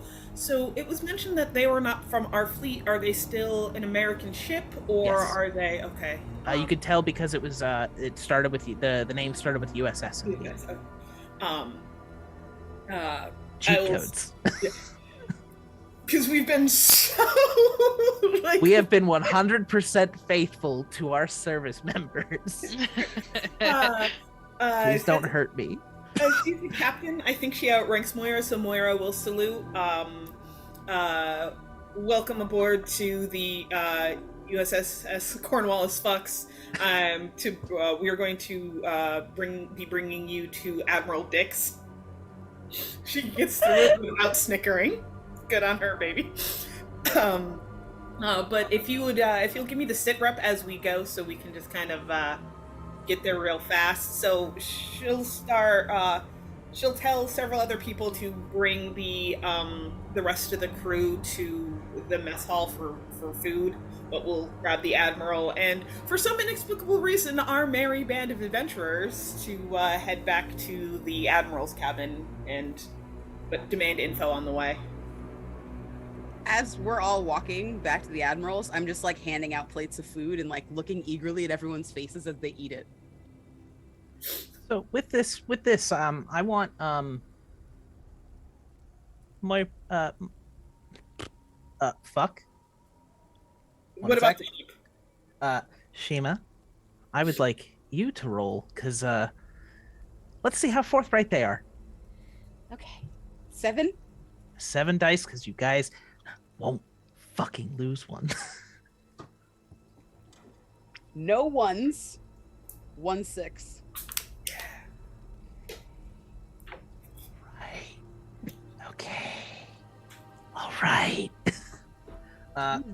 So how does this? How do you see this conversation going? Again, you have narrative control. So what is, as you are handing out the food, what is this looking like? And I'm like entirely too close to each of these people, trying to kind of assess. Like my glasses are a little out of date, so I'm like getting kind of close to like really see their faces, and I'm like, "Is this good? Do you like it? Really? Yes. Keep answering the questions. Just eat. Yes. But answer the questions. But eat. Yes." And I'm just kind of coaching them as they're like munching and also trying to talk. And I imagine I'm probably getting sprayed with food in the face, and I like don't care. I'm just very interested. But I start kind of thinking a little bit about the name of their ship, like wondering why they're out there. And for just a second, my fellow crewmates might see my smile just waver a little bit as I realize like I don't have enough information. I'm so focused on this one thing. We just lost a candle. Oh shit. oh, I was like, nope, I did. But you meant there. So we have that success. We see there. I will give you this off of that information, Moira, as a success of you do know this is true. There was never a submarine named the Oscar Mayer. And with that, we'll put the candle out. I'm still smiling, but I look over and I try to like pull Sedge aside. Oh, the scene ends once the candle's out. It's done. It's done. Okay, so then I'm just You I'm know just a sitting thing. with It that. is an abrupt end. So, awesome. Do we want to take that break, Jess? I know you mentioned we should start looking Yeah. towards that. Absolutely. Now seems like a perfect break. Ankh is going to snuff out that candle. We are going to be back in 5 short minutes. We're gonna, do things that human needs to do, and you should too. So blue skidoo, so can you. We will be back in 5. Bye. Hi everyone, and welcome back. What an evening this has been. We are playing the TTRPG 10 Candles, and we are raising funds for March of Dimes, whose mission is to end the health equity gap as well as end preventable preterm birth, maternal, and infant mortality. For every $5 you donate, you get entered into a raffle to win some amazing prizes, and you also have an opportunity to help us snuff out candles. As you can see on screen, we only have 8 left. For every $100 we raise as of now, you help us snuff out a candle and get us closer to death. Ooh. I'm now going to hand it over to Ankh to give us a little recap of the first part of this stream. The USS Cornwallis Fox has been abandoned at this point from the rest of its fleet, who have disappeared over the last couple weeks. A mutiny started forming on the ship, but was put down by the successful kneecapping of a Riley officer named Kennedy. I think we called him Kennedy, right? Yeah. That name's really hard. I listed 2, because he had his friend. Kennedy O'Rourke, the mutant. Sorry. And during this time, our faithful mechanic and officer and comms tech went to go troubleshoot a bump that occurred in the ship that suddenly caused the ship to sink. A soft bump revealed that whatever was outside the ship hit the ship, and the ship almost liquefied around it. The bulkheads were sealed and the sinking was momentarily stopped, and at least prevented from going any further by the efforts of our 3 intrepid not chefs. We have the chefs and the not chefs. It makes it easy. for me. The You guys reconvened with the admiral, who explained the situation. The ships have been moving, or the Cornwallis Fox has been navigating to the northeastern United States, back to the British Isles, to the Philippines, and has found no land, and knows that it should have found land weeks ago. A submarine surfaced next to the ship, the USS Oscar Mayer. The Oscar Mayer was in the crew of the Oscar Mayer was invited aboard the USS Cornwallis Fox, and everything seemed to be going peachy. The conversations were going well, information was being shared between the officers, but our head chef has been around the block for a while and knew the Atlantic Fleet relatively well. There's no ship called the USS Myers. There definitely isn't a submarine named one. We will now begin and define the truths for the next scene. The next scene can be any length of time after this. We will begin with the ritual statement, and then we will go in a circle equal to the number of candles that we have left, to include me. We're just going to go clockwise from Candace, because Candace was the one who had control of the scene last. And we begin. These things are true. The world is dark. Candace, what is your truth? This submarine is not one of ours.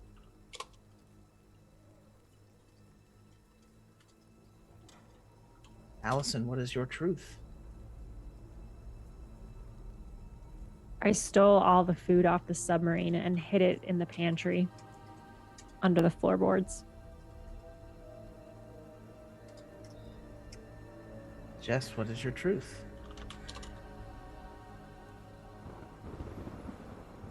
I don't trust everyone around me.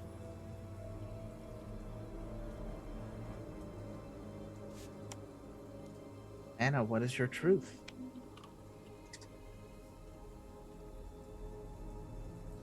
If we were able to get on the submarine, then I have scrapped it for parts.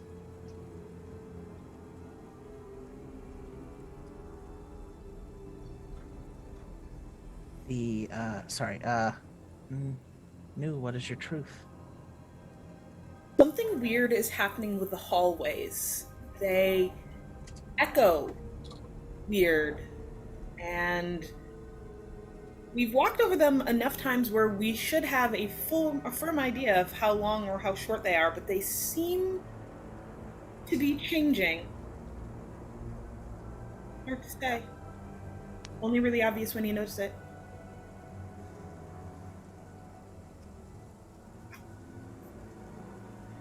The submarine was organic. The insides were flesh.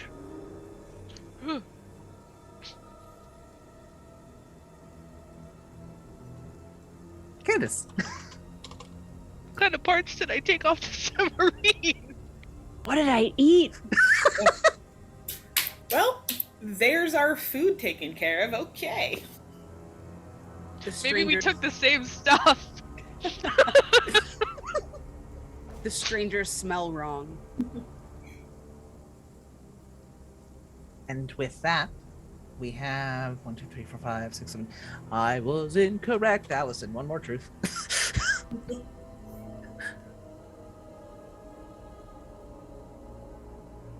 Sometimes the crew that I used to know pretty well look very unfamiliar to me.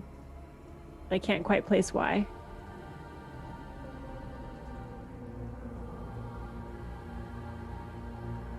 And with that, we add the good phrase, and we are alive.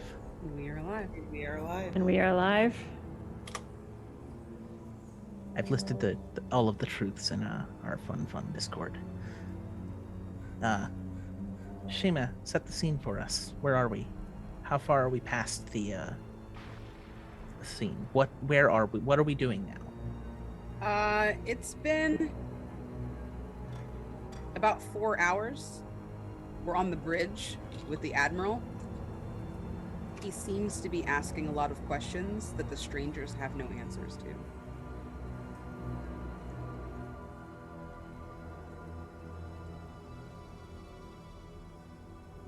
So where have you been the last couple months? We've been underwater like a submarine should, Admiral. That's not... You have no logs to provide me. You have no reports on what you were doing, what the operations were on your ship. You have nothing to give us. I'm sorry, Admiral. We do not have that information for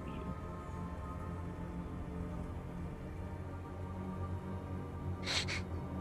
I kind of look over at Sedge and sort of like step back and away from the conversation a bit and pull them with me. Yes? It's taken me a little while to figure out how to say this to you. Say what? I've been a military brat, as you know, my whole life. There's no Oscar Mayer ship. There's definitely no Oscar Mayer submarine. But what's nice is that could possibly mean that our military is so good that they're just making new ships all the time. Shima! Snap out of it!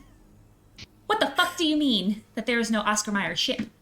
I mean, these strangers. They shouldn't be here. They're not. I mean, they're real. We're looking at them, right? They have to be real. It's clearly a clerical error. My memory, is just what it used to be, but maybe it's not. Maybe, you know? One of the strangers looks your way. Hi.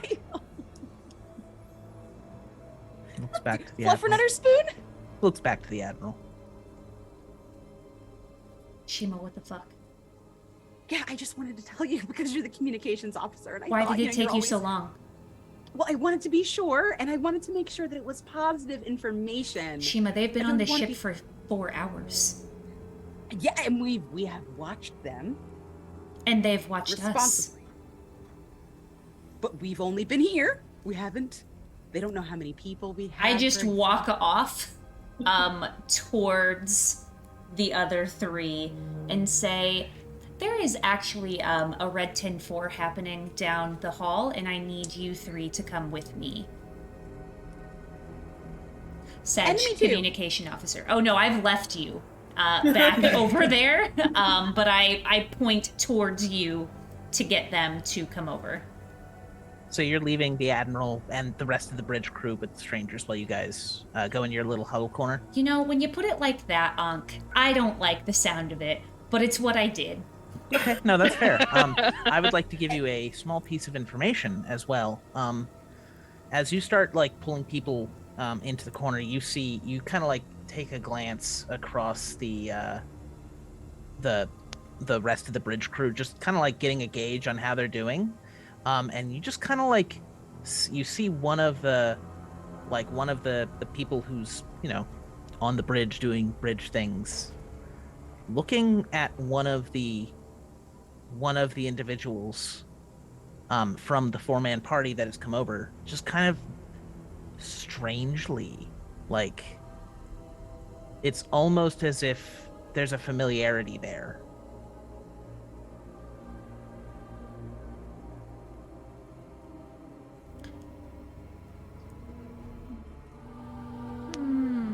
Okay. When everyone comes and joins Shima, I say, Shima, let's tell the group. Okay, so as you know, I've been a military brat for some time, my whole life really, and the last I know, There's no Oscar Mayer ship or submarine, but that's fine, right?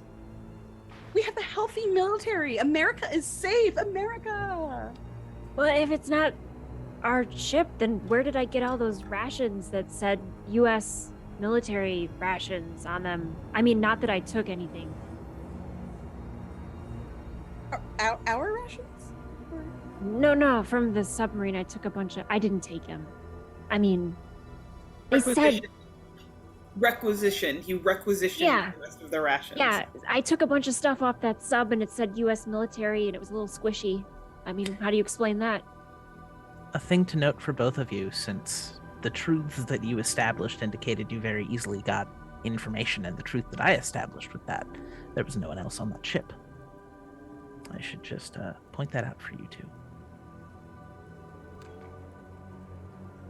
And also, everyone on that ship probably died because the food's so bad or something. I don't know. There was no one around, and there's a lot of food. Okay, so Sunny, having put this through my Sunny's bullshit filter, what you're saying is that we are dealing with a ship that should not exist. Yes, but also... Okay, no, and we're done after that, because anything else you were about to say was going to be about how this is secretly a good thing, and I'm not ready for that. I have not had enough of Monroe's literally anything. And what do you have in your flask right now? Whiskey. I'm gonna hand that, and then I'm gonna think in my mind. The hole that was in my ship, was that roughly anywhere near the size of any part of that submarine? Similar, yes. If let's say something of a similar size, like you're kind of thinking on this, you know what? Actually, because this is a thing that you could or could not know, go ahead and roll me 8 dice, please. And then... Wait, 8? Not 6? Because we 8 have 8 because candles. we lost a new candle, candle. so now we have a new pool. You refresh the candles every time. But y'all, we're only $40 away from snuffing out a candle and being one candle closer to death. And for the party to know as well, I now roll all of the dice of out candles to try to steal the scene from the people. I have 1 6 and no 1s. So, I also have 1 6. Now that is still a success. Okay. But in the interest of moving things on, a tie will go to me, just to, move the story on. That way you don't have to panic and establish a truth. Yes. That, you're starting to think that sub is too small. That sub is too long. And if you think of maybe something rubbing against the ship, first off, if the sub hit you, there would have been a much more sort of solid crunch, right? Because you don't like... But the dent is shaped in a similar fashion. Yeah. You just see my eyes just like narrow as I'm staring at all of the strangers. Like, and I just mutter under my breath, I think they hit my ship. I'm sure they had a good reason. I think they, and I'm gonna like go to like stand up and walk over there. Cody starts stress eating from like a tin that she took off the sub. Like goes to open it and discovers that it's like writhing intestinal flesh inside the can, and like closes the can and then just puts it back in her pocket. That's not normal. Yeah, like everything in that can, it looks like it's just a solid living thing. So as soon as you started to like go to eat, my hand went out because I too would like to stress eat. Do you think that I would notice what's on the inside of the can? Do you? I'll leave that up to you. Well, I'm asking Allison because Allison Oh. is holding. Oh man, it's gross. There's like a little bubble that bubbles up, and like there's an eyeball, and it pops and just like splashes back down in the can. It's really gross in there. So yes, I think you would. You hear me just yell out, "What the fuck?"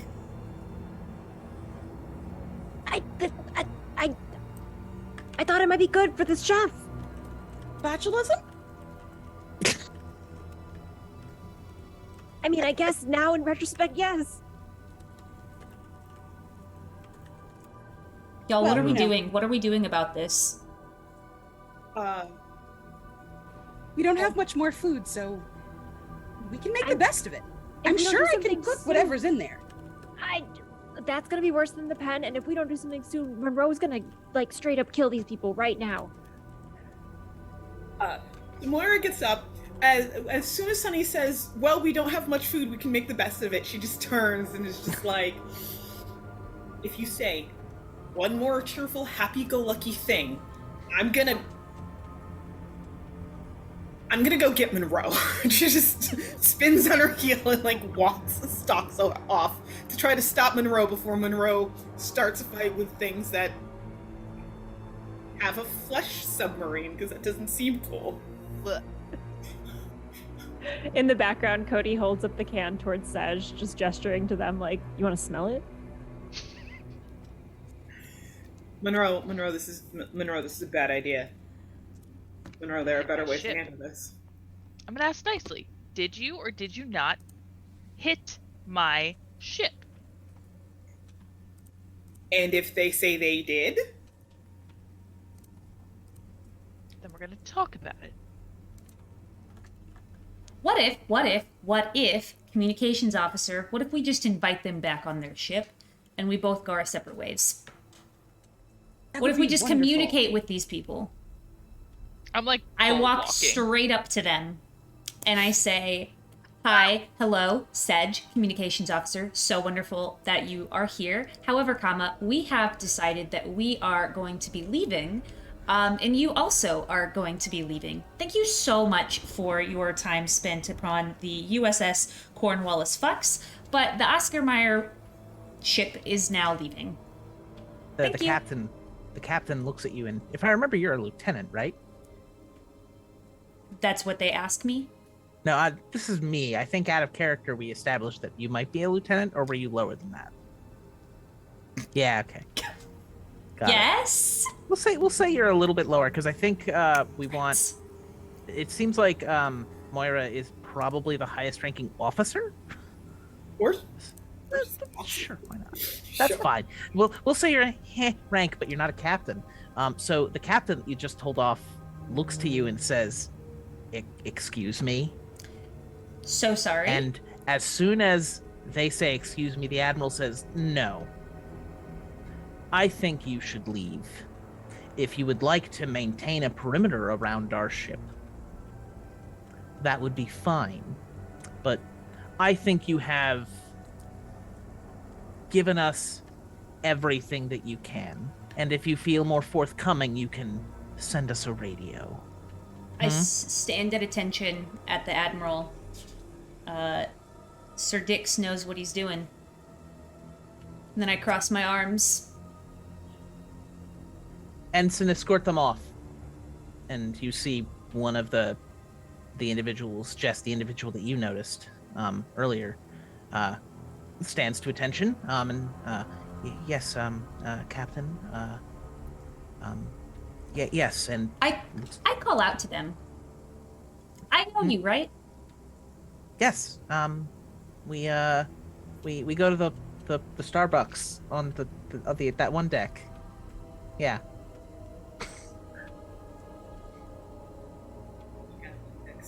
Yeah. Wait, it's the end of the world and there's still Starbucks? Is that There's some of the ships have some nice stuff, guys. That's where I got the peanut butter and the marshmallow. That's a real fact. Some of the ships have like malls in them because people are on them for a while. It's weird. Anyways, hi Jess. What were you saying? I'm sorry. I thought earlier that they were from the other ship and that I recognized them. So now I confused No, myself. this is one of the They ensigns that were sitting on the recognize- bridge. Yes. that they recognize someone from the party, the four person party that has come on. Yes. Oh, okay. That's it. Thank you. Did that help clarify with the thing that you gave me? Yes. Okay, cool. No, phone, I didn't say Google. I'm sorry for that disruption. You see him escort the 4 people off, and the Admiral turns to you, Sej, and I'm going to assume that, something that you guys found out caused that outburst. Yeah, I'm pretty sure they hit my ship, boss. The ship. It's fine. Boss. It's a ship. It's a boat. Ship? So we all know that Oscar Mayer doesn't exist. That is not a ship. Cody, Oh. Cody, bring your sewing box kit of stuff. My sewing box kit full of stuff. Sure. No, the tin of food that, for once, I wish actually had sewing stuff in it. Oh, you mean my flesh box? As a ranking officer, I'm gonna forbid you from ever referring to it as that ever again, forever. I'm sorry. Thank you, Moira. Would someone explain what the fuck you're talking about? Give it to us straight, Oh. Dick. I had to get that out. Or give it to us gay, Dick. Whatever your preference is. Give it to us hard, We'll be right flesh back. box today. or don't give it to us, Dick. Preferably Whatever both your hard and preference gay. is, Dick. The tuna can is people, okay? Ah! Dick, you should know that there's no Oscar Mayer submarine. Or there could be. It could be new. I Don't considered don't doubt yourself. there might have been a Myers. I was assuming that they were being. I was not aware. I don't keep track of the submarine fleets. The subs. I'm just gonna growl angrily, and I need to go take a walk for a second. Admiral, we need to know the information that you received while they were there when you spoke with their captain. They said fucking nothing. They've been here forever, and they just. Whatever we had offered, they found some way to parrot it back to us. Did they go None of the- anywhere alone, Admiral? No, they were on the bridge at the very least. And we had someone in this area that we talked to them at all times, right? So Correct. if someone, no one came over and we would be unaware. Okay. Correct. There might be some unsupervised food in the pantry. Pardon? I may have brought over some of their food from the ship and put it in our pantry. I think at That that is point, I just jet off towards the pantry. Yeah, okay. First off, real quick. You just admitted to the Admiral that you robbed an entire other ship, even if that ship was being a shit. I'm trying to It's my figure out flaw. how. I'm brutally honest. No, that's fair. I'm just trying We to. thought they were joining us, so we were bringing over their supplies to help feed all of them as we No. all became one ship. That's Yeah, not you- true, Monroe. I was just hungry, and they had a lot of food. I'm gonna put the flask in your mouth. Ah! Okay. Captain, I believe on third thought that you did also come to Monroe's conclusion about the joining of the two ships, and it sure is very sad that they were escorted off before that all could have been fixed. Also, Cody, again, why don't you show the Admiral what it is apparently you brought over, and then also go throw all that food out of the pantry immediately. Some of it might be good, though. Fine. As Some of it far might be away good. from the ship as possible, because I think it could eat through metal. So as you open this and show it to the Admiral, a what the fuck is said, and we will switch to Jess, who has ran off really quick. What are you doing, Yes. Jess? My Sej, sorry. impulsive. Well, Jess, Sedge, they're super similar. Ah. My impulsive little ass has sprinted to the pantry, and I Actually, could you tell me what it looks like, Cody? Like, did you pack it away or did you just leave it on a table? The new food. It's under the floorboards. I hid it Well, because I wanted to eat it later. I am going through every single nook and cranny, and I feel like we've worked together often enough, and I am hungry often enough that you have shown me your floorboard stash. Is this true? I mean, if you ask me directly about something, I would definitely answer you honestly. So then I definitely had asked, and I open it, and I am just trash bagging this stuff. So, would you like the good news or the bad news? I feel like in this game Can you there give is me no the good bad news first, and then sugarcoat it with the good news? Sure. Because it was the same news. You see those boxes are open. There's nothing in them anymore. No. Fuck. And now they're just in the fucking floors, Cody! No! Any more that really makes this. I stick my head down into the floorboard, and I find the pantry flashlight and I shine it around. Would I see anything? Do I need to roll to find the flashlight? You would have to. No, you said you did have a flashlight, right? In your initial gear. Yep. Okay. Yeah. Good catch. Because no one's gotten any new supplies except for meat. And Meat that moves, though? meat that could be useful in mechanics. So you have this flashlight. You start flashing it around. Sej, who do you care about? Who does Sej care about most? In general or on the ship? In general. My little brother. You see the image of your little brother. As the light flashes, you see your brother's face just look to you. Your brother is stark naked, looks to you, gasps, and then scutters off. I drop the flashlight and probably bonk my head as I am just getting the fuck out of there. Get the fuck out of there. We'll assume you all reconvene as Jess starts.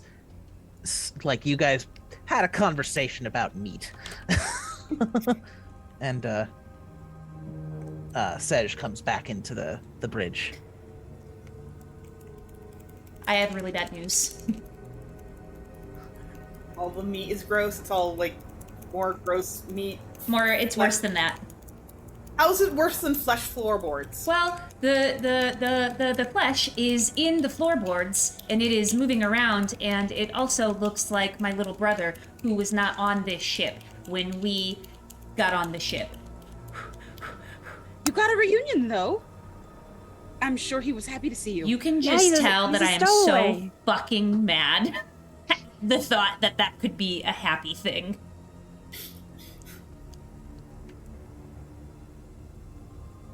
I need a flask. I don't think that he was a stowaway.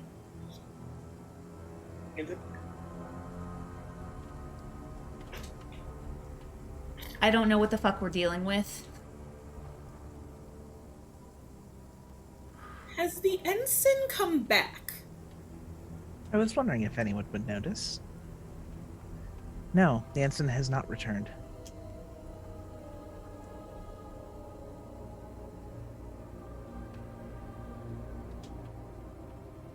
I mean, I would suggest we go check, but at the same time, maybe they just needed another crewmate to get home safely.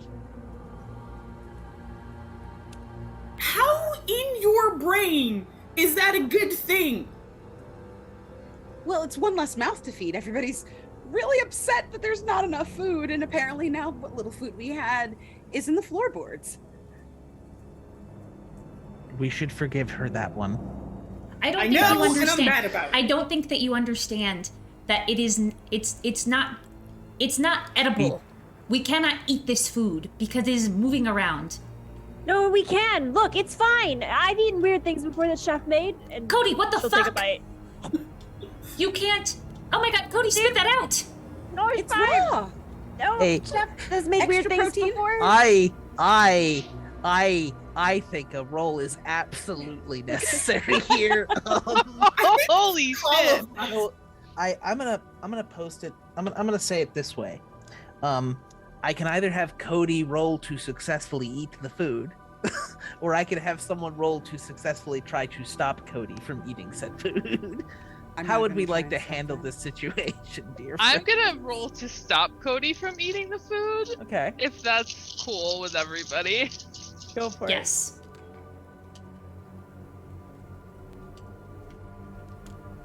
That's a 6 and a 1. Hey. I did not roll 6.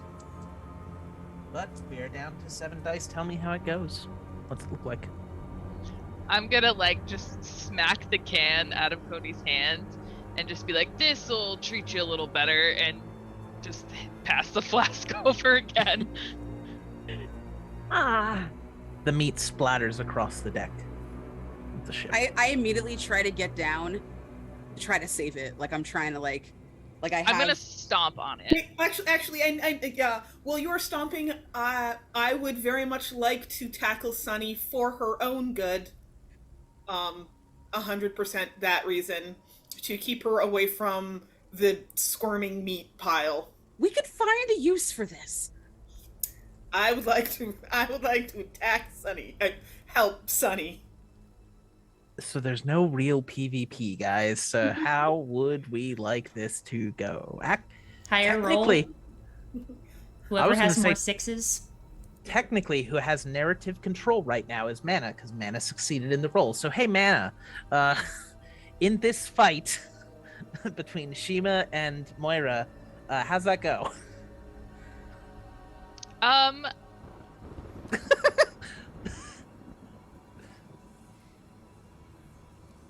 Welcome I to narrative think- control, guys.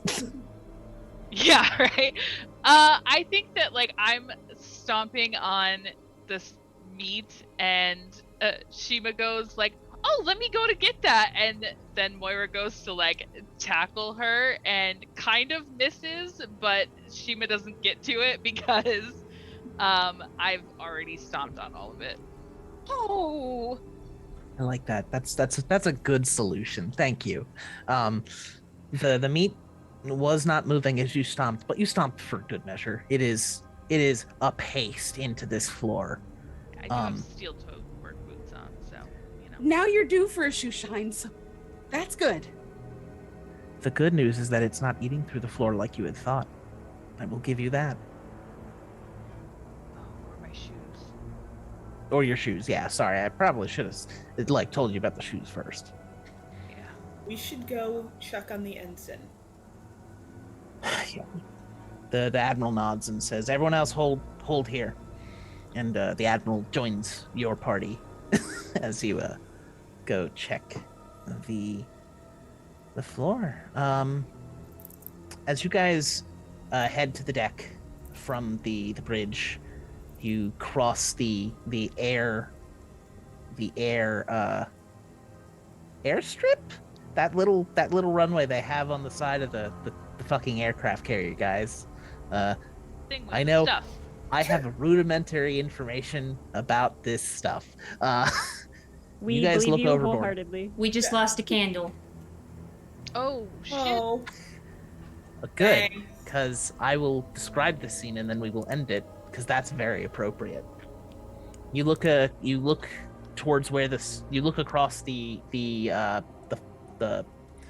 runway, and there is no one on the runway, and you run to the side of the ship to look for the submarine or any sign of the ensign. There's nothing there, and that's where we'll put up the candle. Wow. These new ships and submarines are extremely fast. So, With that, the pool for the players is reduced to 7. The pool for your esteemed GM is 3. These things are true. The world is dark. The last person to roll was Mana. So Mana, you will begin, and we will go clockwise from there. I'm very bad at this.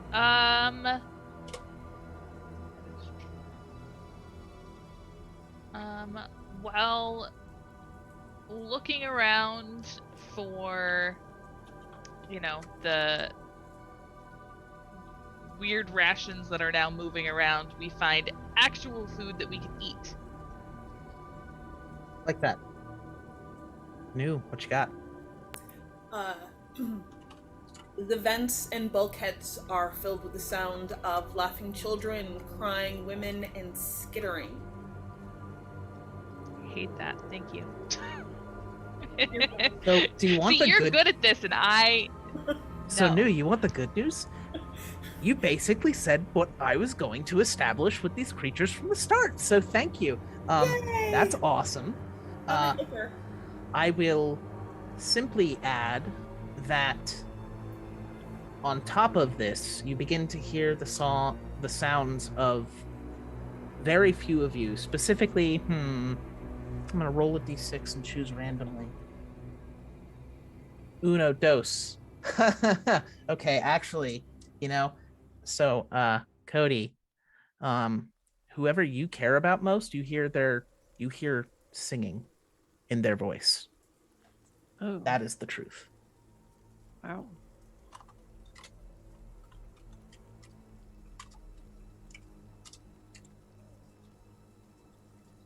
Next is Candace.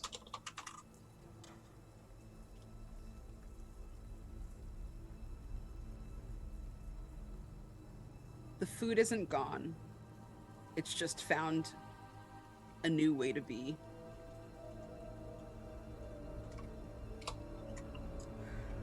Oh, I hate that, but that's very good. Next is Allison.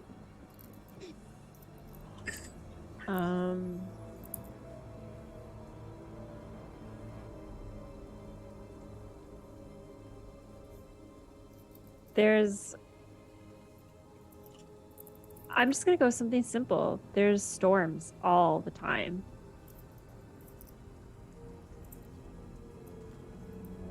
Yes. I can feel my brother's presence behind me, but it feels heavier and not the same.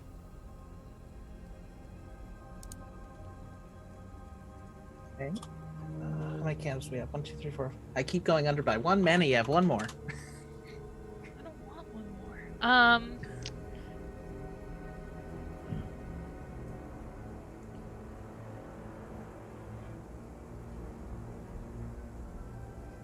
We begin to question if the Admiral is himself. No. With that, we are still alive. You're still alive. Still alive. Still alive. Hanging in there, buddy.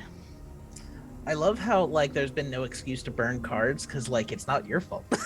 The candles are going out. Right.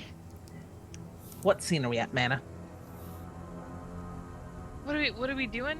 Where are we going? What is the scene we are currently in?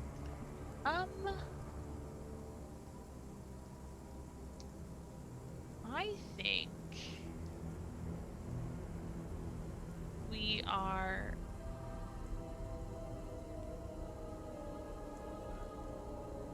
in sort of like a war room situation where we're trying to decide who's going to look and see where the land submarine can be found and who's going to search the ship, and who is going to and we're also deciding if we're going to have a code name or question so that we can figure out if we are each other? Like if we are who we say we are? Sure. Is the Admiral involved in this conversation? Yes. Because we're questioning, but we can't, like, leave him out. Okay. You guys, are in the middle of that conversation. Go ahead.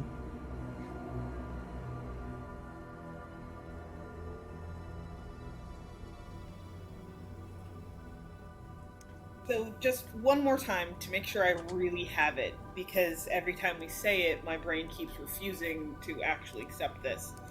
There was a submarine made of meat, because this is important, named the Oscar Mayer, that is not a submarine that ever existed.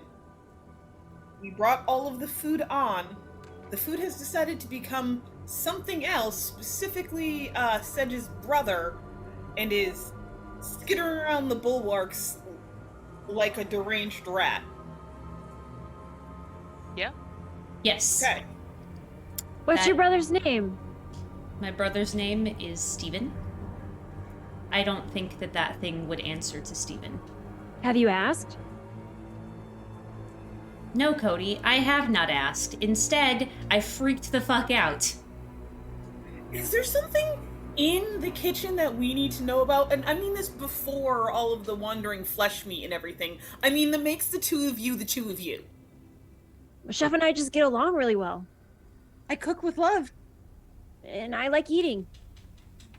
Moira's gonna turn to Sedge and Monroe just to, like, for a literal sand check to be like, I'm not the only one who sees this, right? Like, you all know where I am. These are the only two that want to keep fucking with this fucking flesh food. I've been checking the kitchens when I go in there to fix stuff, and I can't find it either. I'm just trying to keep spirits high, being optimistic. Yes, but it's- you're messing with something that has clearly established itself as an invasive insider presence in our ship.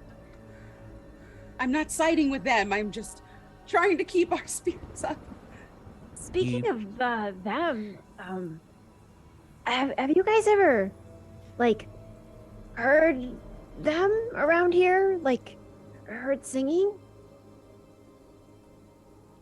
The only singing I hear is the singing I do in the showers, so no.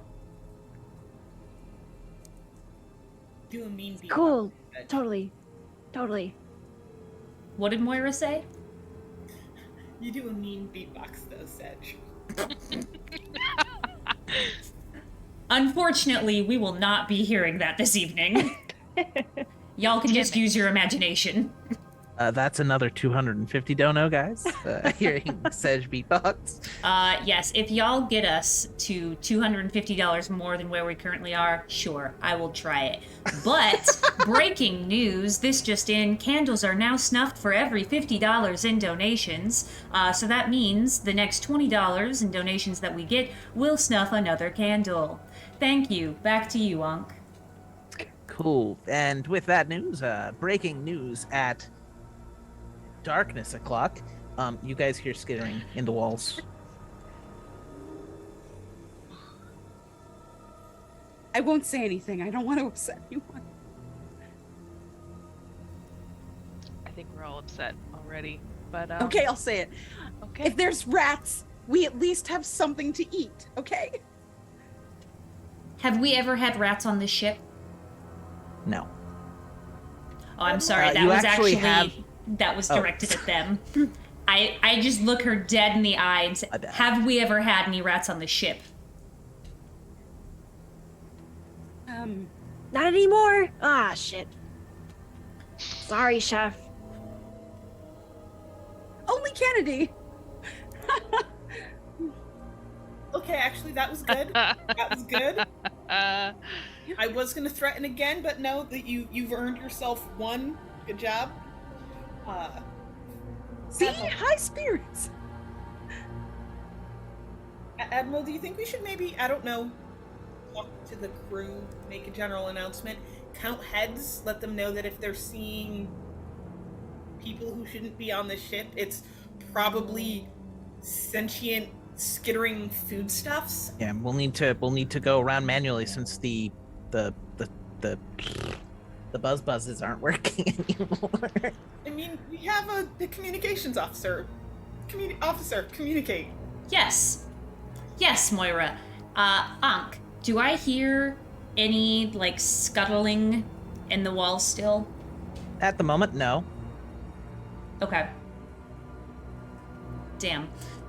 With that being said, I go to the mess hall. And then I Cool. call over my shoulder that I am going to the mess hall. Would you like company? I give you a side eye. I look Moira and Monroe and I say, only if it's all of you. Oh yes, strength in numbers. Okay. Good, thank you. I'll go to Funny the has a point. and the admiral nods and says, "I'll go report to the I'll go get the air boys up to speed. Let them know what's going on. They've been a little bit out of the loop on this." I stop walking immediately, wait for the four to catch up and say, are we trying to keep an eye on him? I can go if you'd like. He could use some optimism. He looks quite down in the mouth. By His yourself? jaw distended. No, I'm kidding. If No! if someone's going with him, it needs to be Sorry. 2 of us minimum. We cannot send just one person. Let's let him go. Let's stick together. And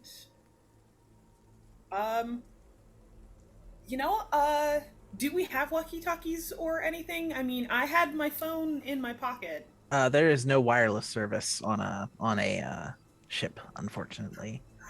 But I don't know how You can go try to find some if you would like.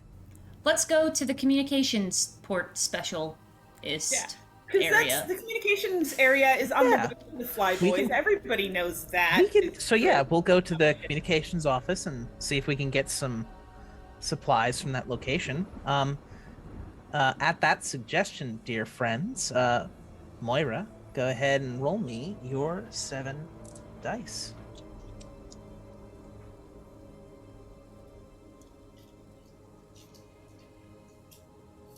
Okay.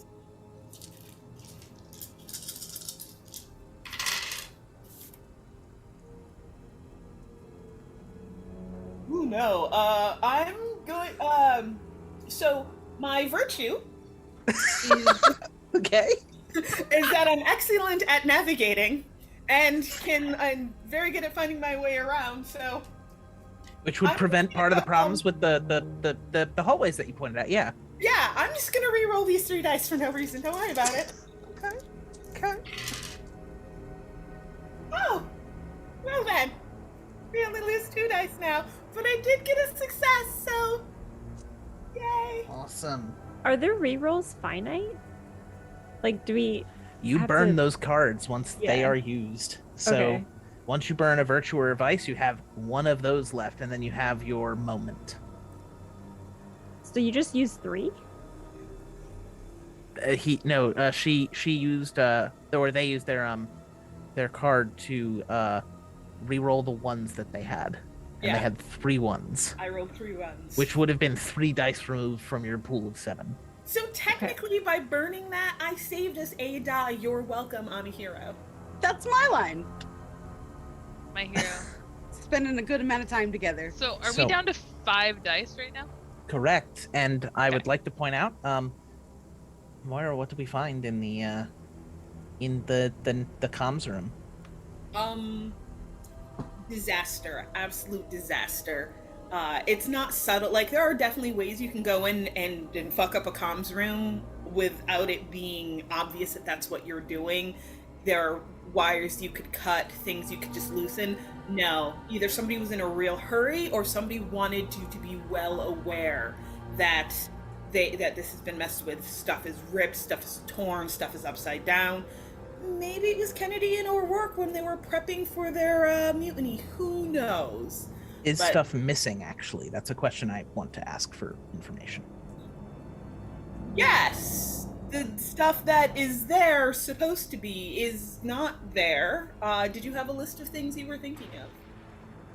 That's the communications officer. I would say that it is empty, except for pieces of paper that have been like ripped to shreds. The furniture is there, but everything else, it just seems has been completely destroyed and or taken. Awesome. I can That help. is Well, fuck. I kind of want to hear it. How can you help? I'm just fascinated by the idea. Well, Sedge did say that they were missing. There's papers, but they're all ruined. So I have paper, and I have a pen, and I know communicating. You can communicate with these things. So I will give them to you, communications officer, to assist. You see Admiral. just my face go from this person is fucking killing me to, you know what? It is what it is. We have to deal with what we have to deal with. Sunny, thank you so much. I appreciate you. And I don't snatch it. I just I grab it gently and then I just fucking storm off. As fast as my little feet can fucking take me, I am out of there. Oh my god. And what do you hear next? As soon as I get to the mess hall, ring, ring, ring, ring, ring, ring, ring, ring, ring, ring, ring. Like, so annoying. I'm just not stopping. One might think I'm getting some of my aggression out on this bell. And I just look at everyone else and I'm like, it's a good thing I fixed that bell. Do you see? Monroe understands. We've got to appreciate the little things, everyone. It's all about the little things. Admiral, so murdering. they're not in the office. Oh, so the Admiral has gone away? Yeah, because they went to go talk to I thought- the air people. In that case, as the ranking officer, it isn't murder. It's more like, I don't know, but I'm pretty sure I can pardon myself if I'm murdering. Let's just go down to the mess hall. We're talking about mutiny? It's not mutiny if you're not going for the people in charge, but instead a random other officer. Well, everybody's more in charge than I am. Me? What? No! Don't be silly! That's ridiculous. You're just a bright ball of sunshine. I will say, if you did mean me, that would be one fewer person that's hungry. And as that Bro. argument is occurring, and as Give me your flask. Jess is, or as Sej is ringing the bell and gathering fewer people than were at lunch, actually. Monroe. That bump from before, where it felt like something just sideswiped the ship, you feel like you can kind of tell like that the ship is starting to list first, and then everyone else just hears and the ship just shudders, and you are all flung at least like 2 or 3 feet off of your feet as the ship has been impacted by something very large. Those bastards. I'm gonna run up and see first if I can, like, from the outside of the ship, look and see if I can see what hit from the outside before it's gone. Cool. I will define this.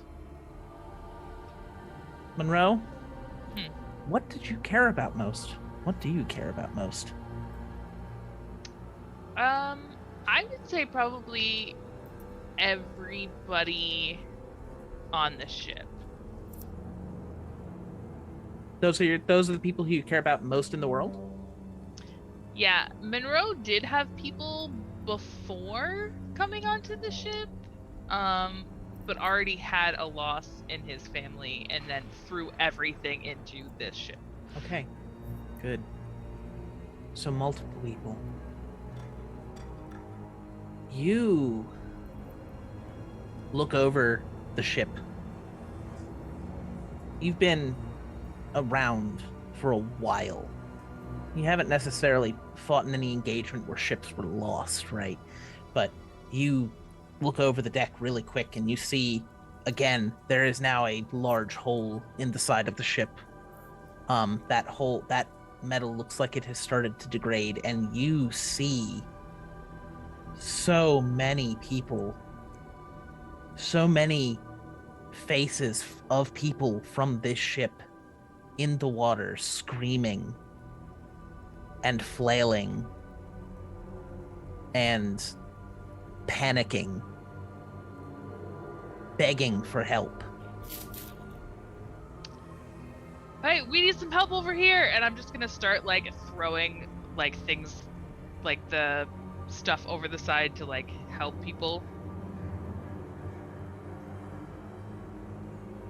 As you begin to do this, and we'll go back to the other guys in a moment while you're dealing with this, but as you begin to do this, you start to throw things over, and people start to clamber to get the life vests and these little what's it called, the buoys that you can drag back onto the ship. And I assume you start to drag, like, bring those back up to bring people up, and some people start to help you.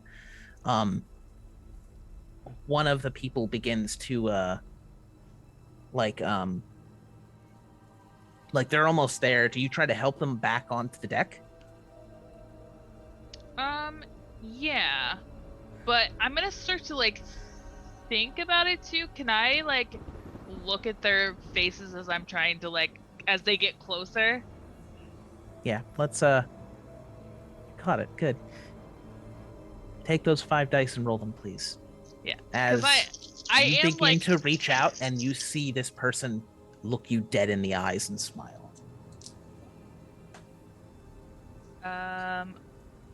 1-6.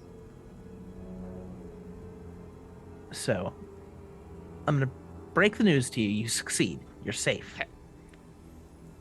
The scene continues. I rolled 2 6s. Damn it.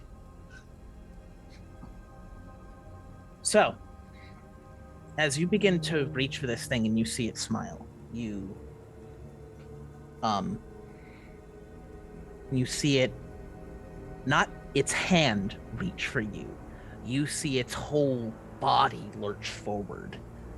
No hands outstretched, just the body reaches forward.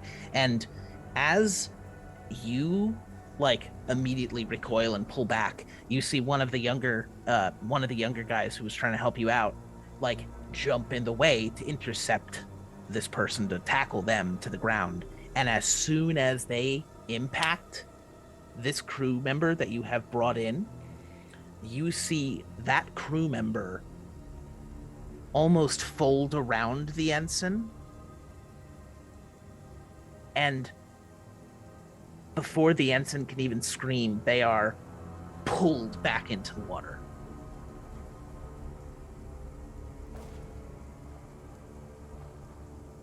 So I'm like, don't help! Don't help!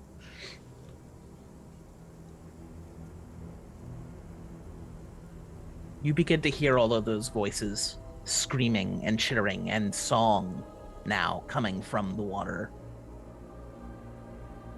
Of voices you recognize.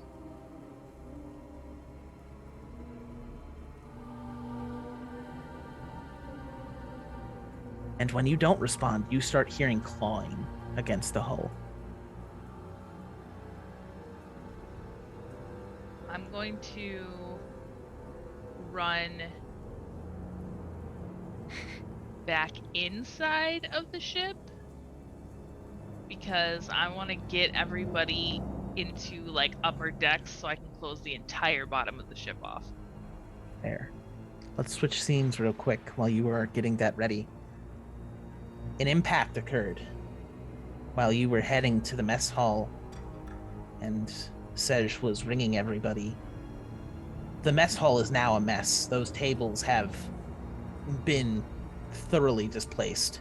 People have been hit by these large metal tables. It is chaos. What do you all do? My mess hall. I start to try to like pick things up and rearrange them and make it nice again in case the admiral comes back and is like, what is this? I will help Chef, but I'll also try to pocket a few pieces of food that I find without anyone seeing, for me to enjoy later, perhaps. May I roll to regain control of the room? Sure. How Go many? ahead. How many dice? Is it 7 still? 5. 5. Ooh, boy. Anna did not lose us a 1.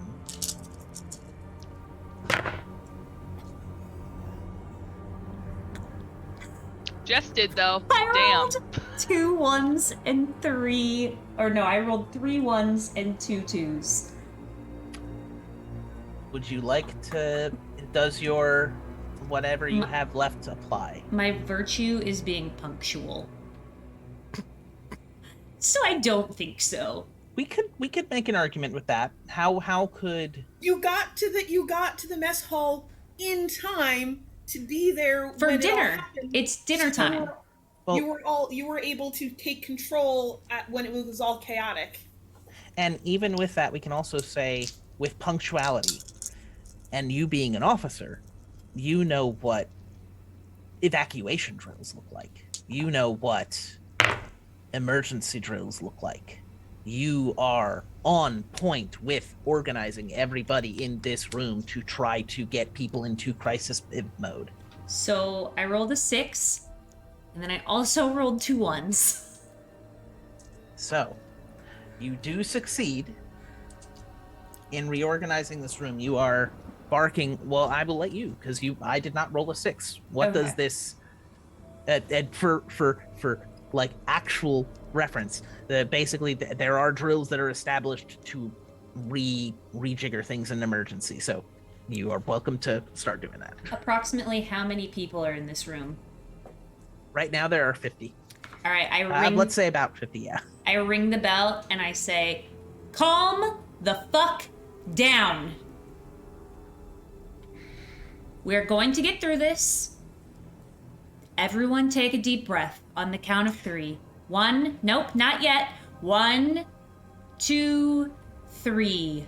Mutiny! What? Shit. And is everyone okay? Did anyone get injured? And I like scan the room.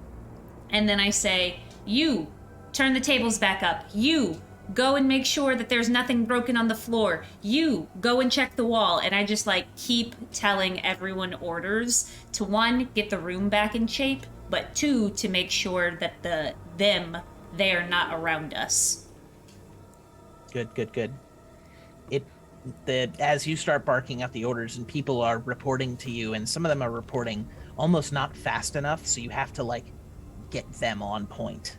This is the time where they are needed to be their rank, their position, and you begin to drill that into them, and people begin to behave like Navy sailors, and you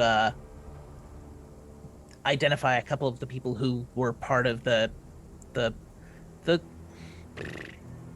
deckhands, but were also like well known for boxing or the military drills and stuff like that. They begin to patrol the not the hallways themselves, but the door right outside, and making sure that where any back entrances to the galley and all that are covered.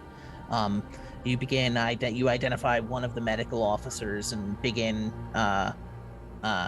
getting tables set up for gurneys and emergency setting of bones that may have broken from impact. It is as good as it can get with this sort of situation as it has happened. And that same familiar feeling that you remember Monroe bringing up when you first went down to the lower decks, you begin to feel it in the mess hall.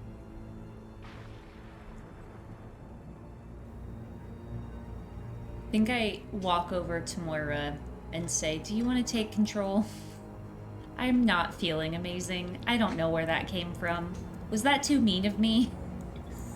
No, I'm not saying for the first time in our career, because you've been useful a bunch of times, but like I really respected you in that moment. That was nice.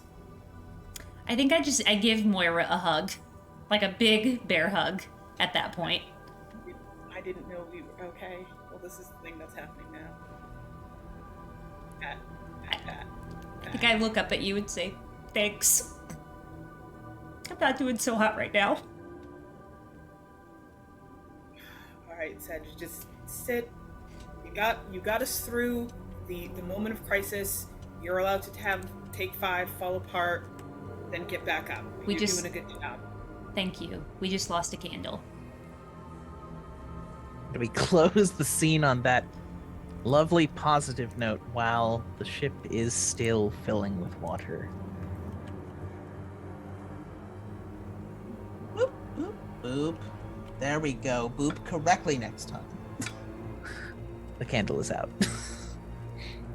No candle shaming. Oh my god.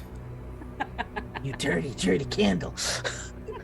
How dare you be so smoking hot? Okay, sorry. So good. How dare you smell like Christmas because you were the only candles I could find. All right. It's technically the 6th candle that's stuffed now. Oh no. Sorry, 4th. I meant 4th. I counted 6 candles left. I can't count either. I can do the things. We had 7 candles, and now we have 6. And this just in, our candles are now even more half price, $25. Get you a snuffed candle. Candles. Yes, they're Christmas scented, $25. Get your Christmas candles. special Candles on here. Yeah, fuck these candles. They deserve to not burn. I'm sorry. Wow. So There's a with lot this, fuck these candles. Animosity, damn. Look, they are too green for this sort of horror. Too new. I don't know what I was thinking. Sorry. Yeah, I know. It's okay.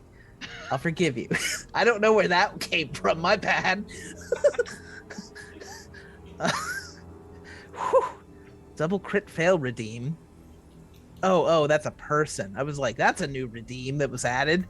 Anyways, these things are true. The world is dark, friends. And the last person to succeed a roll was Jess. The world is dark, and this is true. There is one of them standing before me. Anna. Oh gosh. Are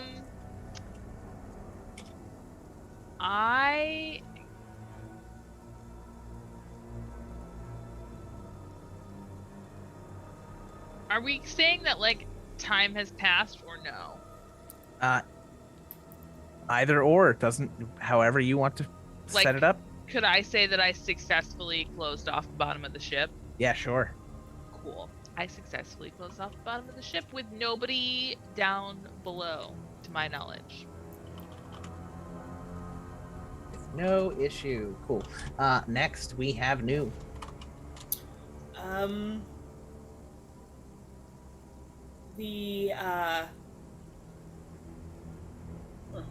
Sorry, I got real excited about something else and forgot what I was supposed to be doing here.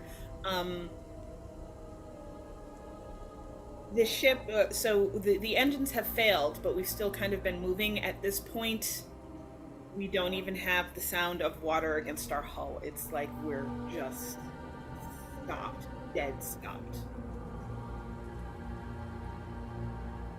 Did you just kill my engine? The right stopped.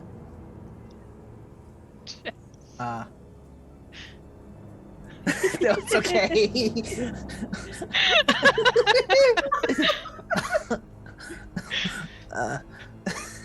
I've had that conversation.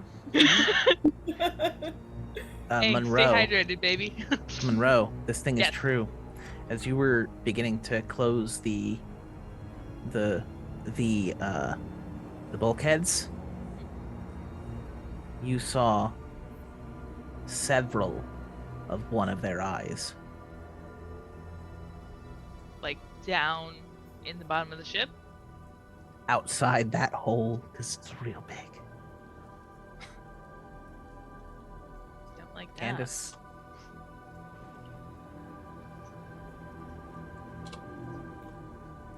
As we know, the engines have stopped, and the heat has risen, and the smell has gotten worse. That's bad. Heat, risen, smell worse. Cool. Allison. There's one of them in Cody's quarters, and it looks like her mom, and the smell in here smells like pie. Don't trust it.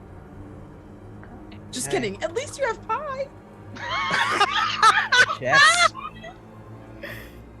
And with that, we are still alive. You're still We are alive. still alive. Alive. On the outside. Jess, you established the scene pretty well with your truth, and you are in control. There is one of them standing in front of you. Tell me about it. Well, I actually can't see that it's standing in front of me because we're in the same moment. A moment has passed. And I am being hugged by Moira. So I think that she actually sees it before I see it. What you actually see looking up, so we're embracing, Moira's very awkwardly hugging you. And then all of a sudden, it's the hug itself, it starts to get tighter and weirder and warmer and fleshier. And as you look up, what you actually see, you see a second Moira darting in from the door itself, pushing her way past the sailors patrolling outside, yelling, "That's not me!" And this time I will tackle, damn it. The second Moira comes and tackles, well, the first Moira head turns to you unsettlingly with a smile that grows very wide and looks like it's going to start to try to eat your face. Fuck. Moira, don't hug? Why would you even think that Moira would hug? This is on you. At least there's two of her. What the fuck is that supposed to mean? At least there's two of her. That makes it She's worse. nice. Go ahead and roll for me, please, Moira. So what, five dice? 6 dice. Six And I dice. roll 4. That's not a good number for you to roll. Have you considered not rolling that many dice? I have considered it. I've decided I'm still going to do it. Thank you very much. Rude of you. Ha! This time I don't lose. We have two success. Two. Congratulations. I rolled 1, so you did get more than me. You still control the scene. Excellent. I will give you a piece of information in that there is a tether, now that you're looking, that looks like it's going into the floor from this thing. As you succeed, tell me what the scene looks like. All right. So, Moira finds it grabs onto the gooey version of herself that had been using her face to try to trap, her fellow crew, and she's kind of pulled it apart, and there's just like that splorching, sucking noise as it like separates from Sedge, and she's joke's on you, I never really liked myself either, and goes to throw it to the floor, and then sees that tether and starts to pull, and is just like, what is that? It's coming up from one of the little like the drains in the floor to make it easier. It's coming up through the floor. As you have successfully at least moved this meat thing out of the way, you all see this thing that was Moira turn its head almost like, let's say 100 degrees behind, just to look, and you see its body almost, instead of turn, just the body shifts to be facing the correct direction. It just is now correct. It did not turn, it just is now. It is now walking towards you, Moira. Moira's just gonna kind of take a step back, start digging through. I'm just gonna kind of walk back and just like, anybody gonna help? No, this is a me thing. Begins to lean forward the same way that it almost did to Monroe. So I'm reaching into my pockets looking for anything, and I find my canister of adobo and just like take it out and whack it in the face and hope that does anything. Go ahead and roll me your 6 dice. Looks like I dropped the die myself. What happens when there are no ones but also no successes? Oh, we put out a candle, friends. God damn it! Unless you burn something. My finger is on the button that makes the candle go away. You just give me the word. Do it. It's gone. Oh no. Sorry, I caused so many things. It's all good. Put this candle out and I have recovered the die that I dropped. These things are true. The world is dark. New. Give us, because you were the last to roll.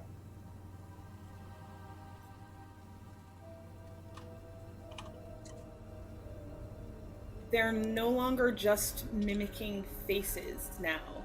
It is true that they're able to mimic personalities, traits. It's getting so much harder to figure out who is who. Are any of this real? Next is me.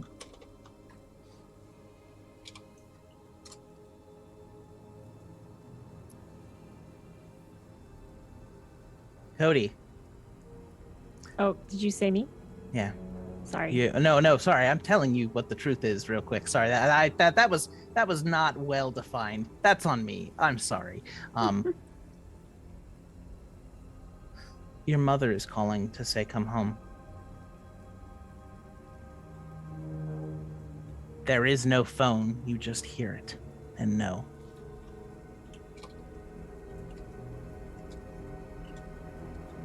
Next is Candace.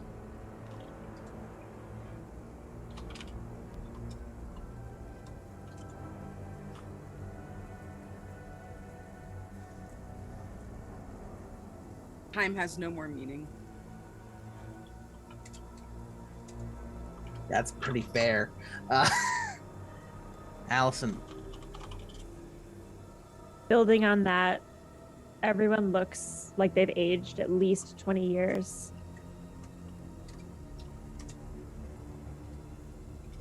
And Jess.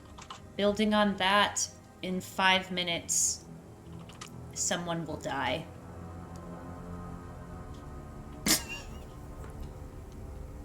But we are still alive. But we are still still alive. Still alive. But for $10, you can snuff out a candle and get us closer to death. I gotta stop dropping fucking dice. Okay. So, Famous last because words. you failed, I will tell you what the scene is, dear friends. You all hear in your heads, in a cacophony of voices that you both recognize and do not.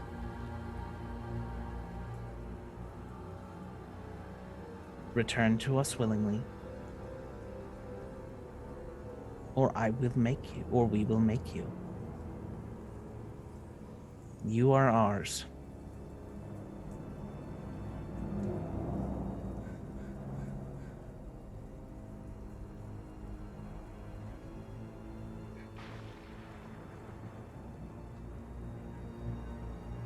Hear me out.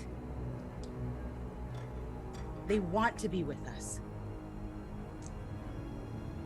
It might be better if we just go. No? I mean, Chef might have a point. You know what? Why don't you two go? Y'all want to do it? Y'all want to be the bunnies? Bunnies? We'll test bunnies. If you'd like.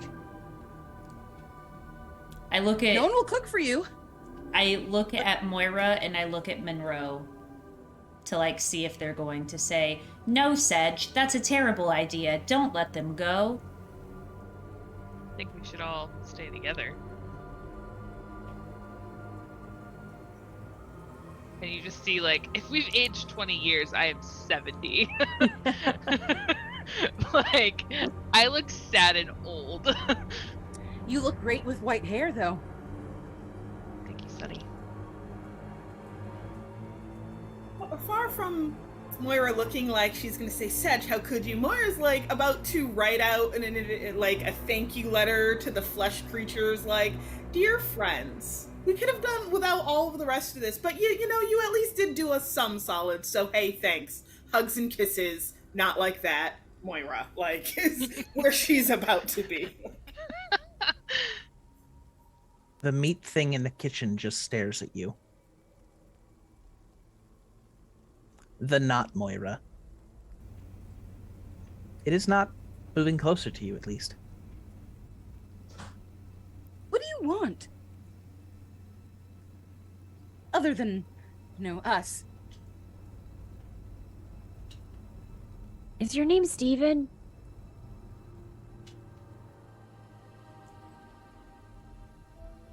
And you see it almost turn, and that weird slick meat just takes a slick meat form and dives into the hole that tether was through.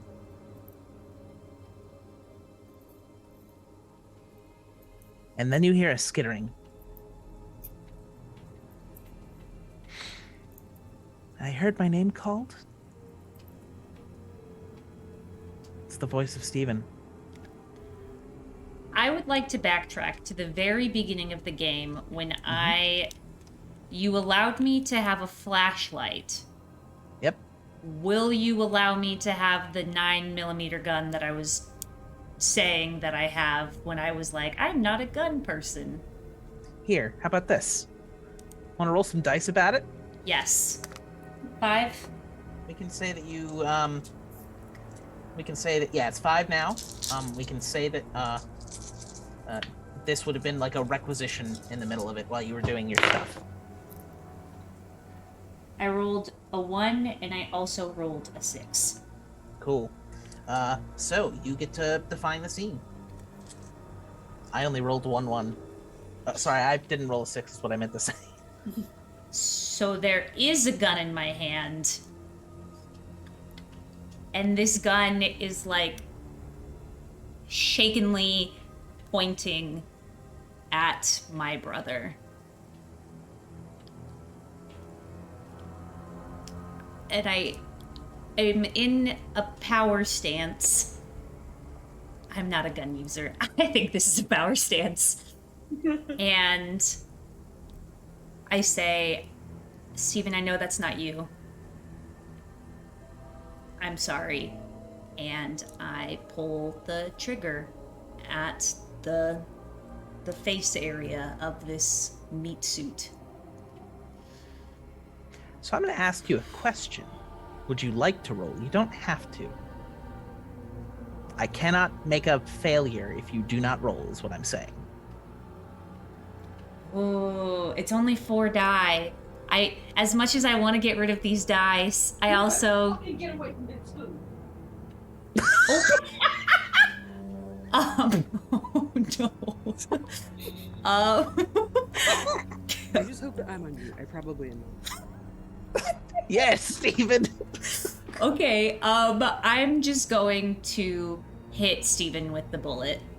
Cool. You shoot Steven, and you were aiming for the head, right? Yes. Square in the head.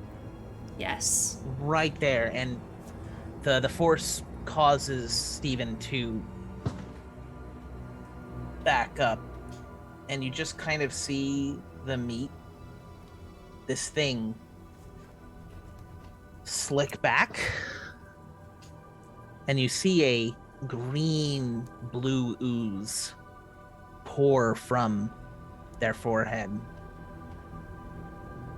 Why would you do that to me? I move forward and I shoot every round that I can. Every single shot enters.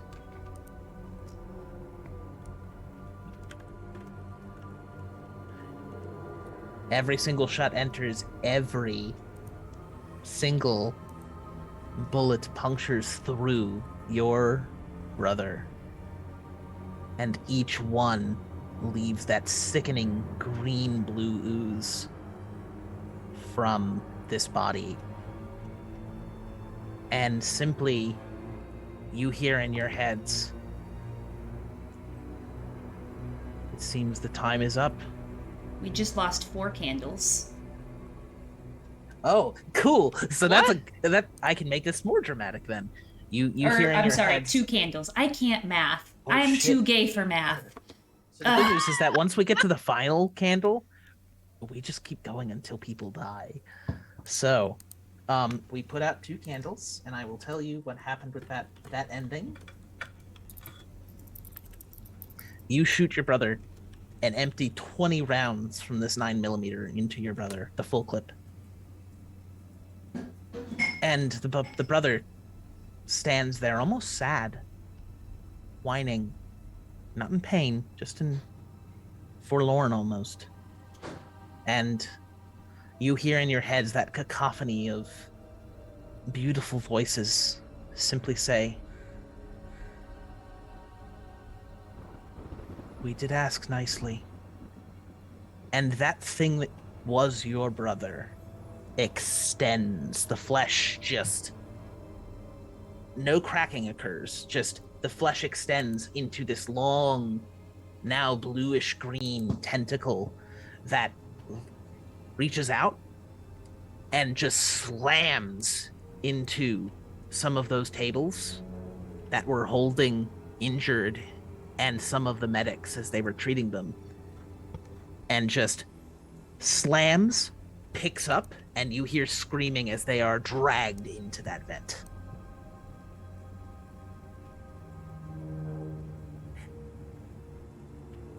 These things are true, the world is dark.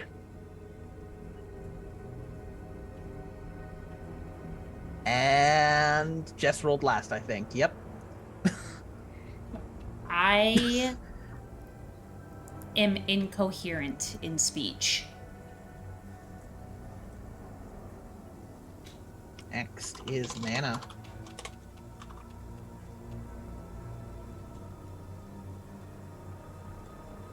I have armed everyone with knives from the kitchen. All right. New. Other than the group of PCs, anywhere we go, we only see people that where people were, not where anyone is anymore. Just us. And yet, we are still alive. Alive. Somehow, Still we are alive. still alive. We're alive. And if we're dying, we're still alive. Okay. Jess, what's the scene look like? I honestly couldn't tell you. I am sitting in a corner. No time has passed. Just a small moment. I'm sitting in a corner with my hands in my face, or my face in my hands, and I am sobbing. And people have scattered from this cafe if what New has said is true. Cafe, I'm sorry, mess hall. We knew. It sounded Instinctively. nice Cafe all of du a sudden. fucks.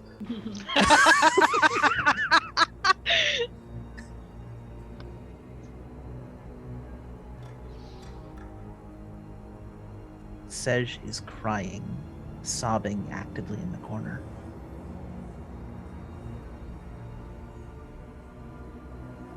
I'm gonna go sit down next to Sedge and just say, "Hey kid, how you doing?" Like in between wails, you hear, "I shouldn't have done that," and just sobbing. If you didn't do that though, what else are we gonna do?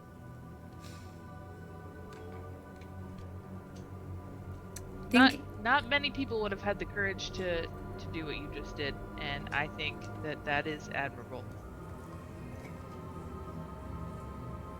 When you say admirable, I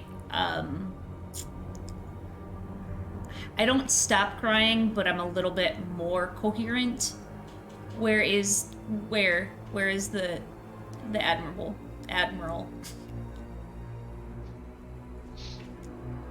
Oh, And as shit. soon as you say that, you hear the Admiral scream from further down the hall.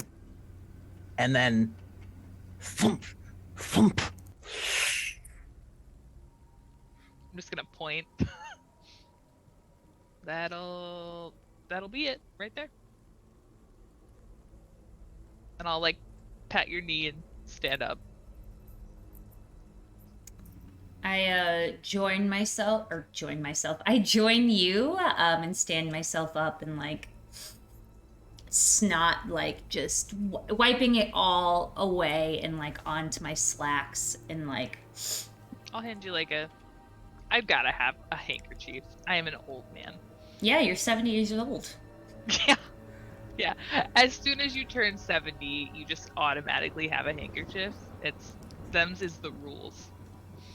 I do want to ask Ankh, would that have counted as my moment? If you would like it to. I look at the ground and I see my dead brother's form turn into like not my dead brother's form. Like it's just a sack of meat. And that gives me hope. We will add 1 die back to your pool to 4 friends. Hey. You feel the ship begin to list. It was a knock before. It is no knock. The ship is slowly moving to a 45-degree angle and then accelerates to a 90. The ship is capsizing. I am running back to the communication room. Okay. Would I know how to fix the ship? Like, right the ship from capsizing? You have to figure out what's causing the capsizing. Because it's not water, from what you can tell. You fix that issue. Alright, I will investigate that then by myself. Would you like to roll me 4 dice? Sure. You can say you wouldn't like to. It's fine. No, it's gotta happen. Nothing. We put out a candle. Well, you know what? Oh, I haven't you do used, have things. I haven't used nothing. None of my stuff. I'm gonna use my selflessness. Or I can't use that, can I? Because I didn't even get M1 or anything. I got not a goddamn thing. I'm sorry. Well, shit. Out a candle goes. Goodbye, candle. We shall miss thee. Go away. Thank you. You begin to investigate. I'll say you do know what's causing it. Wonderful. You look through those bulkheads and you see that large form of those eyes connected to an even larger face. And you see it shift as numerous tentacles just look to be pulling the ship over. These things are true. The world is dark, Nana. Yes. The world is dark, and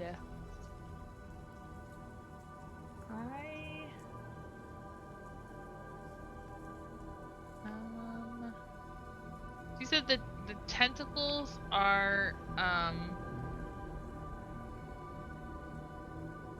like just pulling the ship over? Is that what you said? From the outside?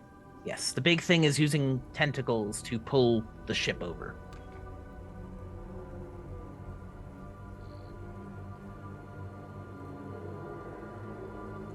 Oh no, why did you say fleshticle? Blech. Chat, thank you, but no. I draw the line. Yeah, that's like a swear jar situation. Wow, old chain gamer. Wow, rude. Oh gosh. The world's dark and Monroe needs a drink. That's what's true. Okay, that's a fine one. Monroe needs a drink. New, what you got? The world is dark, and so are our flashlights. All of our light sources are dimming no matter what we do. But we are alive. We're alive. But we're alive. We're alive. We're alive. We are alive. I'm gonna give the scene over to Shima, I think, because it's been a hot second. Shima, how's it going? What's up in this horrific capsizing ship situation that you're dealing with? Shima is kind of looking around frantically to figure out who they can help. They look over at Sedge and aren't sure if they should go over there. They're looking for Monroe, and finally they just kind of settle to themselves and kind of start like looking through the grates in the floor to see if they can maybe communicate with it. Sure, you look through the grates, and as you start to look through, you do see like the evidence of something pulsing within there. That slick blue-green meat. Are you here because we called you here? You just need more bodies? In all of your heads, you hear the response. We are the first ones, and all of you are ours.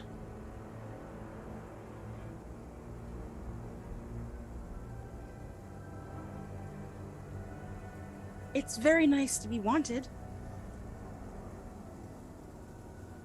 Then why have you resisted?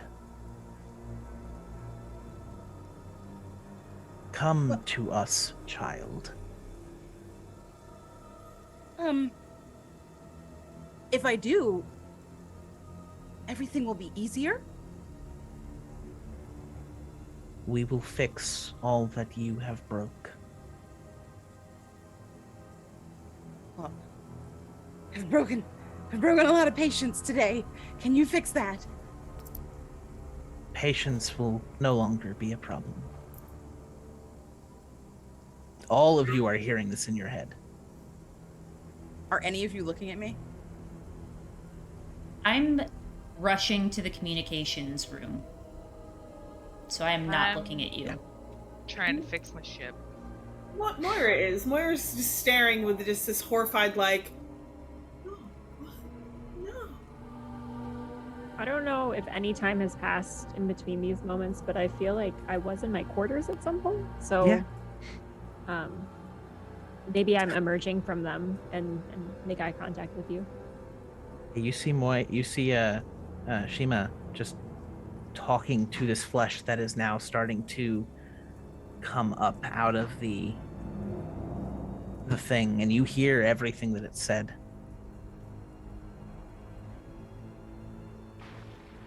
You okay, Chef? Yes. It says it wants us. And I don't know. All of our lights are going out and dimming, and Sunny's not. So I was just seeing what options we had. And the option to step away from there is wide open. Sunny, come on. Come back over here, away from that grate. You will not stop us. And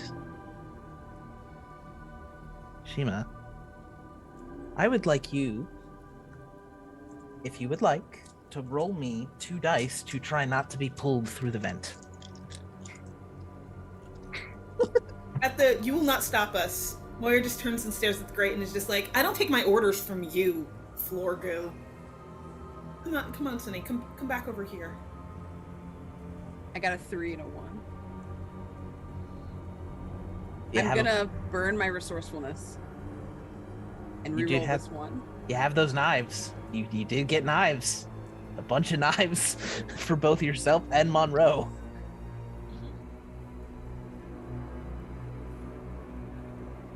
So what does it mean if I say I want to use the knife, but I got a 2? And we sucked in just- the vent, aren't I? We'll do this, because technically I shouldn't kill anyone until, like, it's a dire situation. This was dire, but we can introduce the next scene for funsies that way. As Well, you... Go ahead. I also have a moment that this could apply to. Okay, tell me about this moment. In this moment, I find hope because all is truly lost. And I look up at the faces of my companions that are staring at me expectantly. And can I get a hope die? You can roll those 2 dice. And yes, you can have a hope die preemptively, because I like this. And you guys haven't gotten too many of those this game. I got 1-6. I stab the tentacle and I kick back and away as far as I can. I would like to be there to kind of help pull her out in that moment, pull them out in that moment of like shared camaraderie. Like, no. Yeah, as soon as you stab this, you see it, like, you cut through it, and this tentacle just flops, and I'm almost thinking you stab into it and then you pull to the side to, like, rip the top bit off. Yeah. This thing just falls and writhes and then lies dead. Cody will On- try to collect it in a box because she knows that Chef doesn't like to waste things. I'm sorry. I'm sorry. We have food I got it. now. Got it, Chef.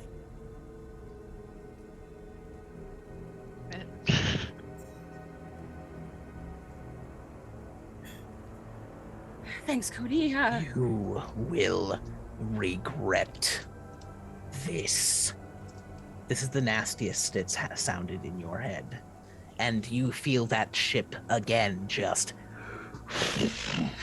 Everyone is being flipped another 90-ish degrees, because that's an easy number. When I look at the big mass of tentacles on the outside of my ship, does it look like that's the majority of it? Like, that's controlling all of the rest of it?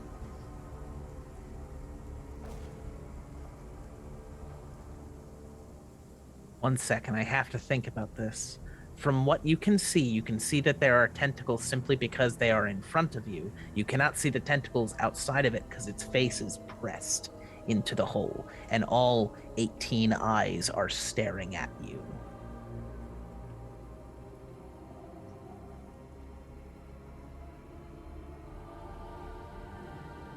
However, knowing the size of the submarine, I will say there is not enough biomass logistically within this one thing, if it is the same size, to be all throughout an aircraft carrier. But it is gonna tip the ship over and kill everyone. Oh, it's trying.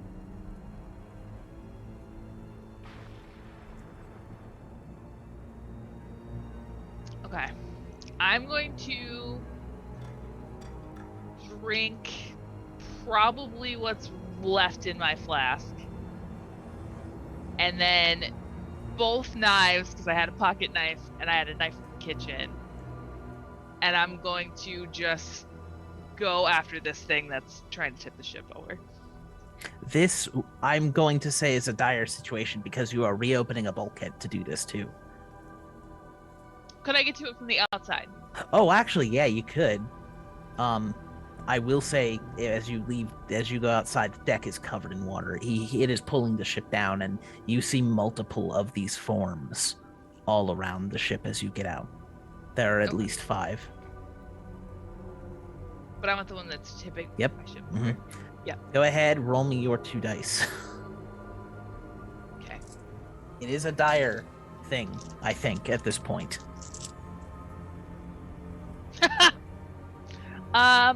So I got 2 1s, but I'm gonna use the selflessness or the strong drink. One or the other. Okay. Let's go with the selflessness because I'm sacrificing myself right now. 2 6s. Congratulations, I rolled 1 6. How does this work for you? If you would like a visual for what I had planned for these things, I will let you basically know what you're dealing with. Okay. And what you have added onto it, you can now extrapolate. The base form was an aboleth. Okay. Big, long eel things Okay. with apparent meat powers. Meat powers. So how do you succeed here to stop it from sinking your ship?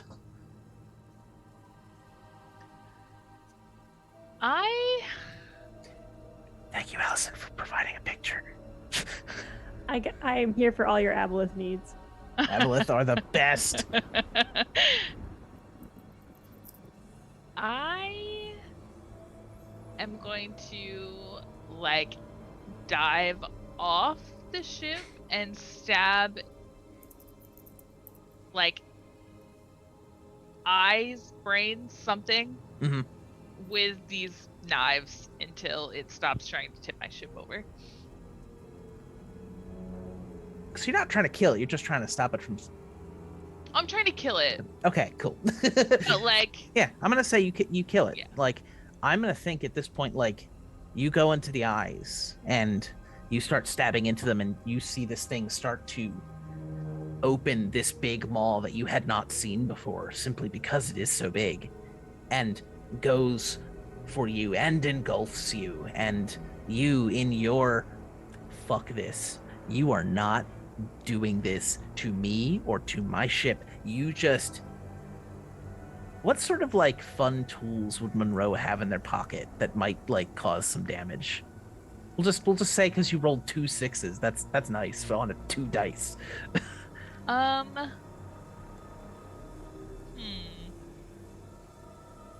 don't know. There's some wrenches, some bolt cutters in there. There's all, I've got tools, hammer. I don't know about tools. There's a screwdriver. Those There's bolt a cutters. multi-tool. Let's think of the fucking Jaws of Life situation. I'm just imagining you have pulled out this fuck, and you just kind of jam it into the flesh of this thing's mouth and just start crunching, and you think you're dead. You think you are going to die, and just suddenly you hear, and then all of you hear that cacophony of voices scream and scream and scream and then end. And that thing that you were dealing with, Candace, the remainder of that thing that was still in the vents, pulls out, is pulled almost violently out. And This is good, right? Monroe, you are in this thing's mouth as it begins to sink. Shit. Its mouth is open. Can I swim? You can out? get out. Get Yeah, out? you can get out. You get. Get the fuck out of here. You succeeded on a dire roll with 2 6s. I ain't killing you yet.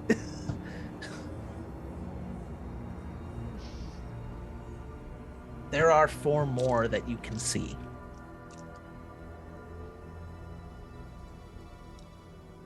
All right. Well. How are the rest of you doing? I think by this point I've made it to the comm room. And I am going to the trash can next to my desk, and I am pulling out the trash that is there. I don't typically empty my trash cans until the end of the week, so I know that this communication that I received is still here. Okay. This is my brink. I'm going to read it aloud. One of you saw me get a communication days before we all found out about them, and I tossed it into the trash. It had important information on it, and I still threw it away, whether it was because it was out of fear, or because I thought maybe it was fake, or maybe I was angry. I thought it was fake. This communication said that aliens had landed on Earth and that they were taking over. Why would I think that this is truthful? That just seems silly. If it helps, at least they were wrong. Maybe, from what you can tell. There are 2 different aliens, the ones under the seas and the ones in the skies. They just pointed the wrong direction. What are you doing with that brink? What can I do with my brink? Normally it would let you re-roll 1 full set of dice. We can, in this case, if we say if you would like to pass it forward, we can do that if you don't have an immediate use for it. I would love to pass it forward. Let's address the mommy in the room. Hi, Cody. How's your mother trip going? Sorry. Yeah. I mean, the mom was there. Yeah, I feel like time is pretty loose. Doesn't have meaning anymore, right? So there's these little vignettes and interludes amidst all of this action where Cody has been in her bunk and like listening to her mom sing in the vents and like falling asleep to that sound, and then trying to have conversations with her mom that like she can see in meat form occasionally, just like standing over her bed staring at her creepily. So there's been, I would like to imagine, a couple like moments of interaction with this meat mom. And so coming back to this moment next to Shima, in kind of like Shima's moment of struggle, and she's collected this like tentacle thing that had been attacking her friend.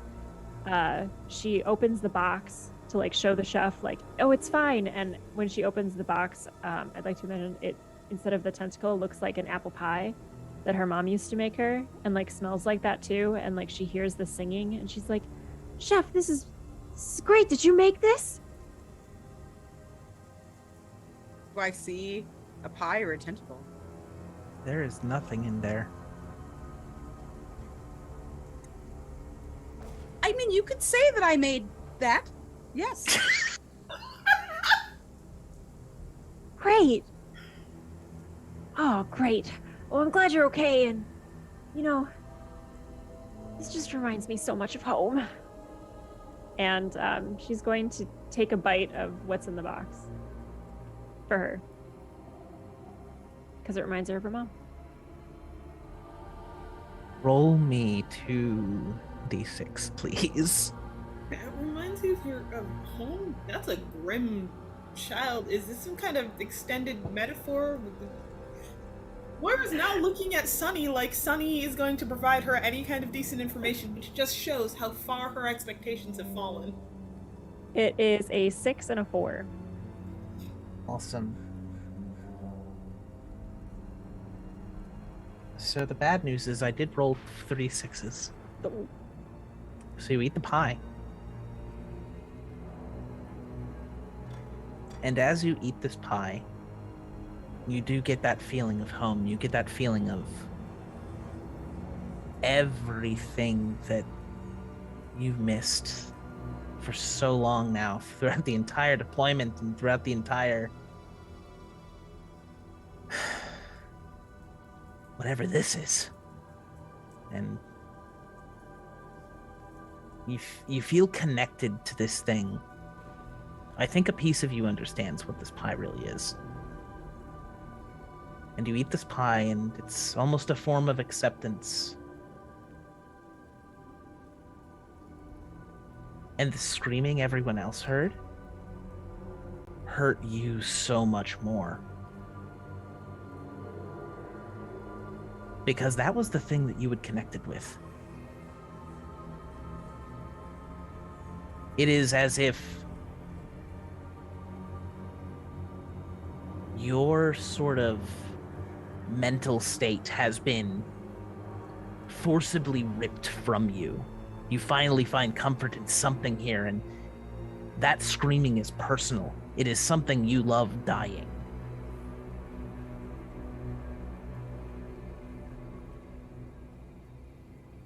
And with that being said, we have no candles left. Well, good news, we have one candle left, because now I get to start killing you all. Yay? So what we are Weird going to flex. do, well, because technically the last candle can go out, but I need to start killing you. And I would like us to organically start doing that, I think. I'm sorry. Unless we would like to end. We're taking the ability for you to use the word organic. We're taking that away. Oh, fuck. Shan't have it anymore. So we are out of candles. We will begin killing everybody. With this truth, the last one to roll establishes the one truth. It is dark. Allison, what is true? It is dark. And unless you can find it in yourself to resist it, you are pushed to your brink.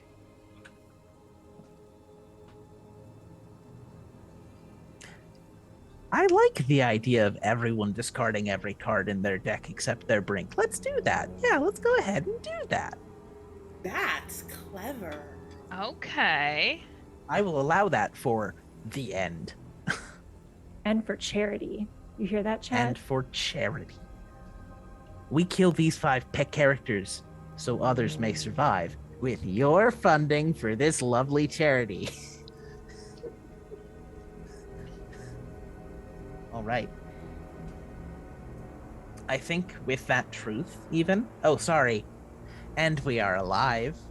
And we're And we're alive. We're alive. 5-ish. Hey, Cody.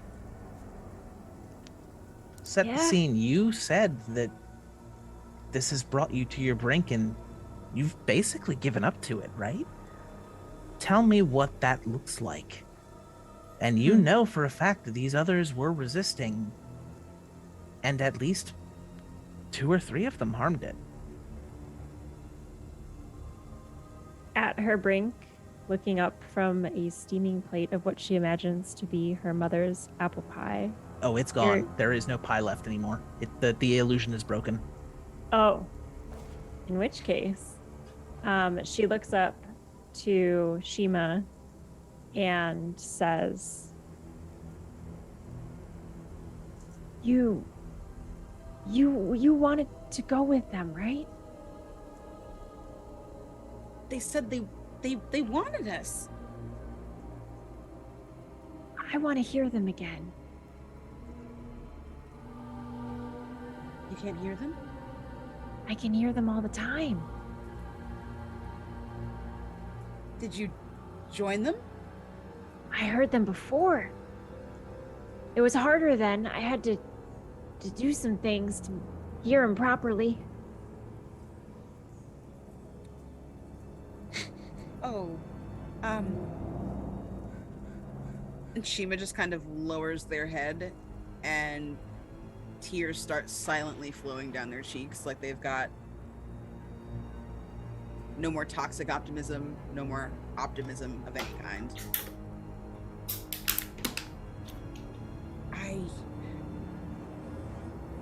Is it better with them? I don't know. There's only one way to find out.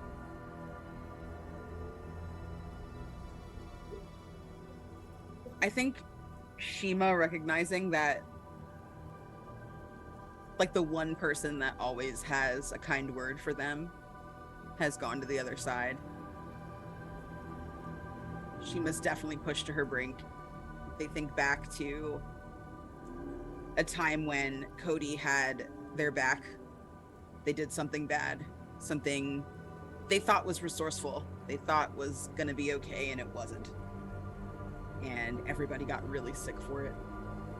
And they get visions of, like, all of their closest companions getting very ill and turning green and vomiting and having, like, a horrible just reaction. And get this kind of overwhelming sense of, will it stop if I go? Ankh, how do I reveal a brink that was given to me by them? You can act on it. Do similar things. I think in that moment, then Shima will look to, Cody will look to Shima and say, "So you're ready then? Great! That's great, Chef! You'll help me hear them again!" And she'll try to muster all of her strength and push you overboard, Shima. No. And activate her brink that was given to her by them. Thank you so much, them. Welcome. Would you like to roll a d? I'll let you both roll 1d6 and we'll see how this goes, and I will roll 9 because that's how many candles are out. I got a 6. Got a 3. So, I did not roll any 6s. Candace, you have succeeded. Cody, you have not. I think this is a dire situation. How do you prevent yourself, Shima, from being taken by your one friend and used as a tool for their reconnection?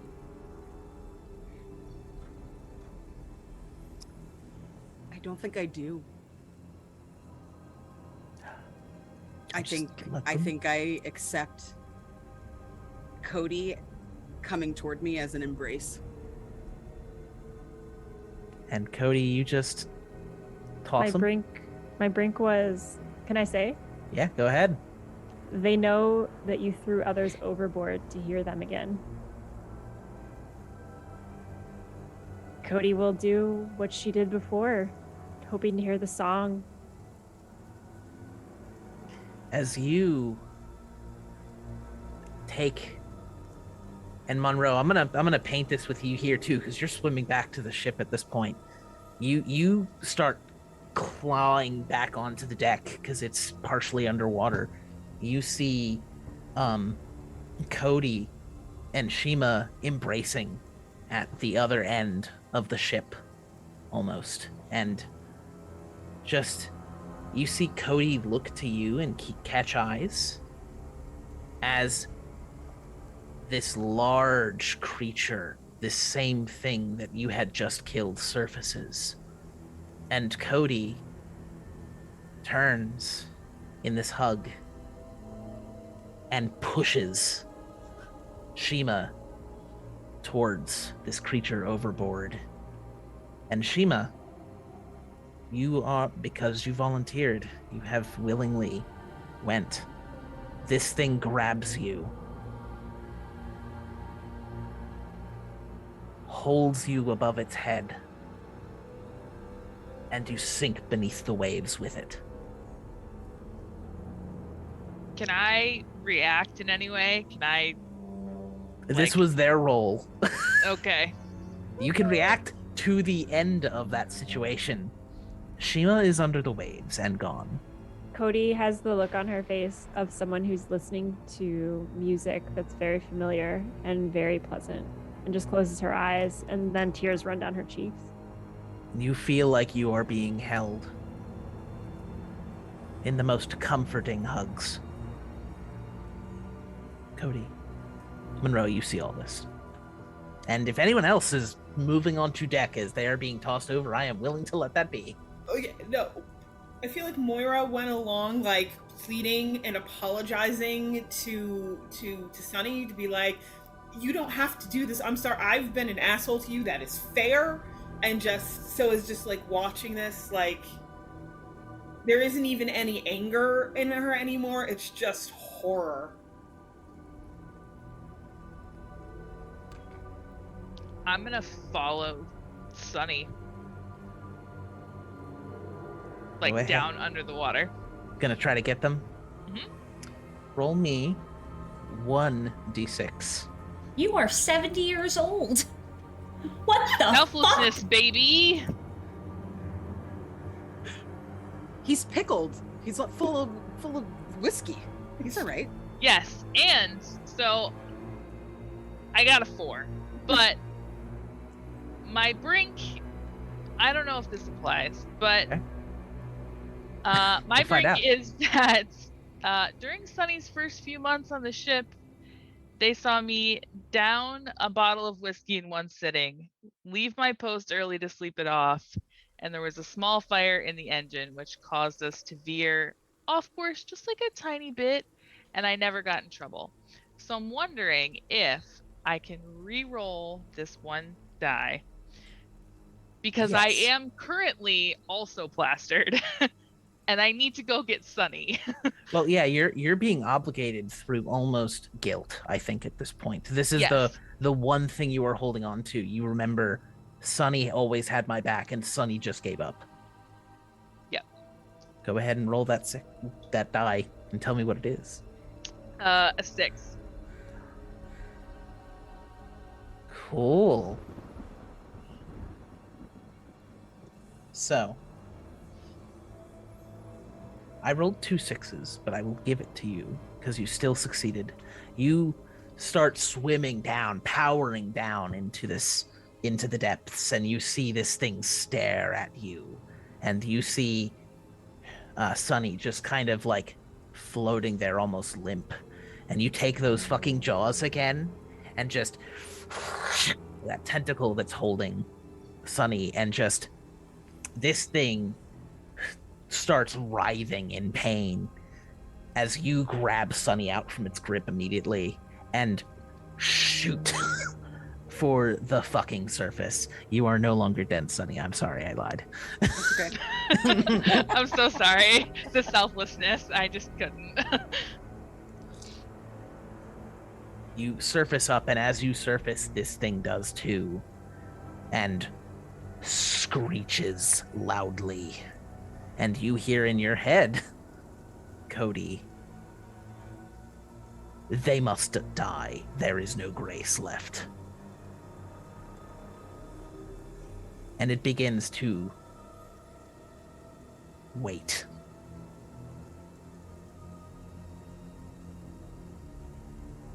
Am I the Deus Ex Machina? Oh boy. Cody. Oh man, I don't know, cause like Cody knows that the one action does the connection to them, and that's really nice. But like, I don't know if Cody's like a murderer.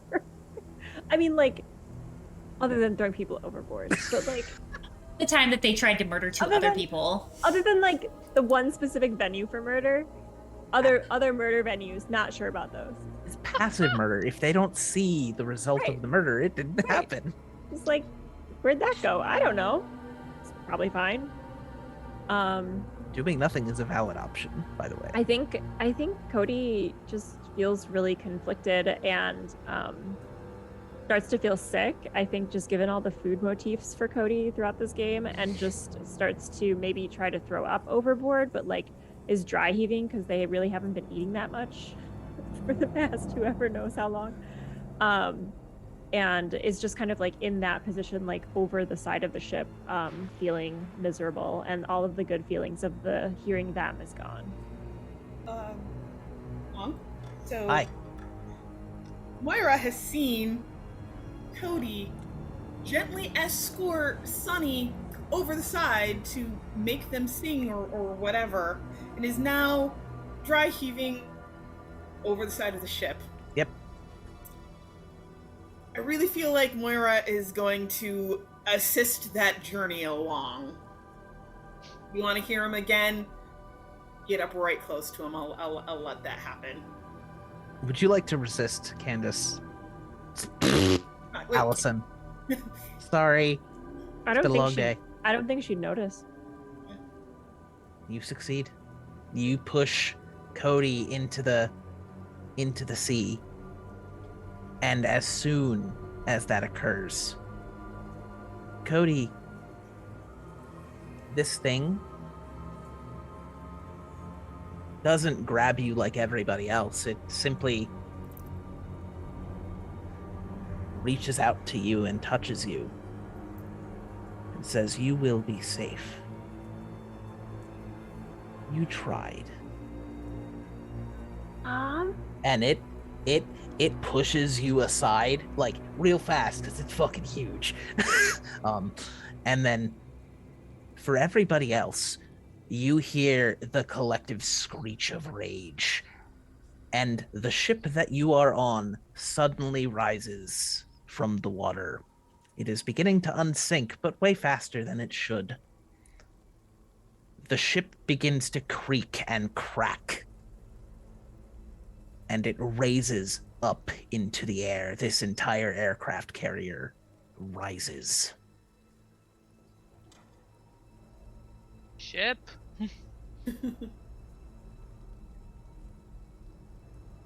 I'm still in the water, correct? Oh, actually, you're right. You guys are still in the water. You are watching this aircraft carrier. Yeah, so you guys get to see the actual scene of what's going on. Cool, cool. Yes. So, Moira, you have just pushed Cody over and see this thing has reacted differently with Cody.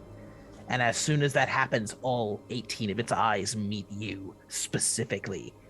And that rage is pointed directly at you in your head. And this aircraft carrier rises fast into the air. From the perspective of everyone else, you see this thing bow up from the middle as if the weight of the corners is not being supported. And suddenly, where this ship is, Moira, you feel the deck crack under you. I'm going to have you roll.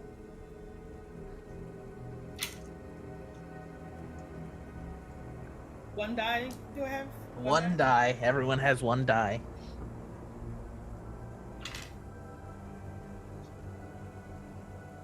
I did not succeed. There's But your can I brink. re-roll with my brink? Do I only re-roll once with my brink, or can I re-roll try for a success? Once. You can reroll once if you still have your brink. I still have my brink. You did not fail on a brink roll yet, right? Correct. Yes, then you can use that. Bracing this hopelessness.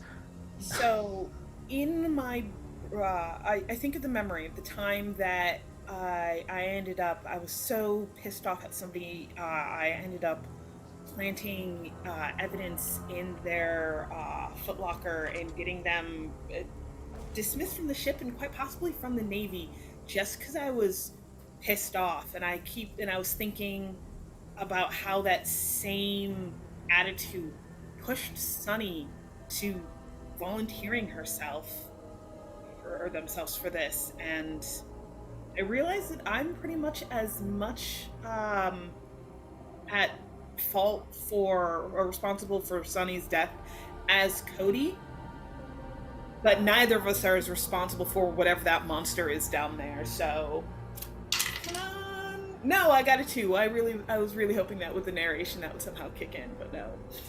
So I'm just imagining you pull like your officer pistol, like Mhm. because we'll say you have a pistol this time because we're at the final scene, and like just You've pulled this thing from either someone else or the missing bodies that we established, the remnants of things, and just start unleashing as this deck cracks under you. And you barely have a moment of free fall before you see the hull and the interior of the ship smash back into you. And the remainder of the USS Cornwallis Fox has now become one gigantic metal testicle. And you sink in the middle of that gigantic chicken nugget to the bottom of the sea. You're phrasing. Sorry, I realized it was getting really dark, and then I'm like, I'm gonna try to make this less bad, and I just made it worse.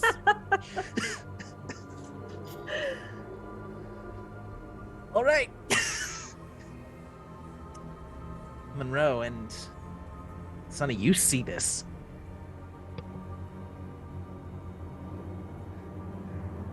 I just get really angry because that's my ship. And I'm gonna swim directly. That's my ship. That's the remaining of my crew, my family, the only family I have. And I'm gonna swim directly towards the monster. And just whatever happens, happens. You swim directly towards that monster. Yep. Roll me a d10, a d6, not a d10. That's a different game. That's only a 3, friends. You begin swimming towards this monster. Sonny, this Monroe has just entered, like, would you say like a rage? Just a drunken old man rage. Yep. Even drunk, this man can still swim. He clearly has been on these boats for fucking ever. I think I came with the ship. You were yeah, exactly. You were a lifer. Like, you've been here forever. You chose to stay. And like, this was your life, and your life has just been crumpled up like a piece of trash paper and tossed. And you swim towards this creature, and you don't even have a moment to respond. This thing turns its attention from the ship and looks to you, and just one of those tentacles comes up and just slams you right on that surface of the water, and you do not come back up.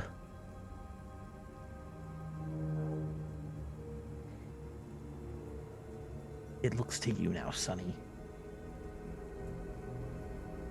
I look back at it. I'm just treading water. And then I realize, like, I'm alone.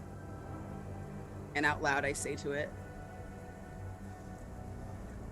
I don't want to be alone.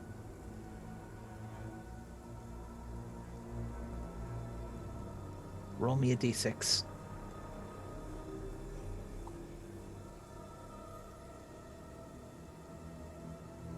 One. You say that out loud, and it looks to you and pauses for a moment. And in your head, you simply hear, "We gave you that chance. And you killed, or you hurt us for offering it to you. We will return what you have given us." And you see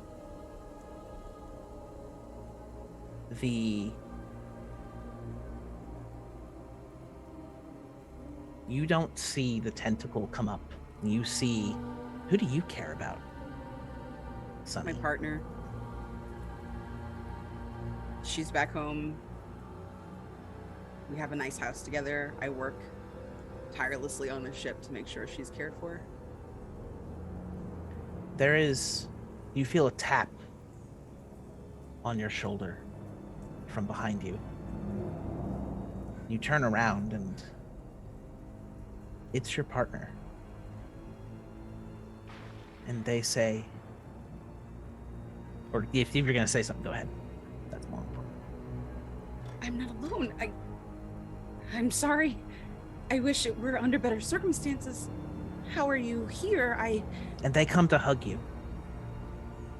I welcome them with open arms. I stop treading. That knife that you had at your side, your partner hugs you and takes that knife and slashes it across your back slowly in the same direction as the tentacle that you damaged in the mess hall. And you hear in your head, the debt is repaid. And your partner is gone. And it leaves.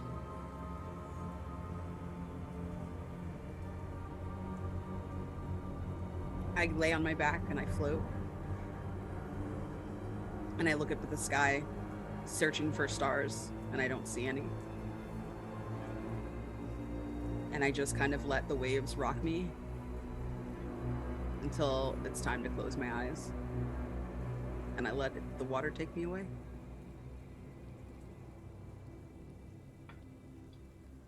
And these things are true. The world is dark. And you are no longer alive.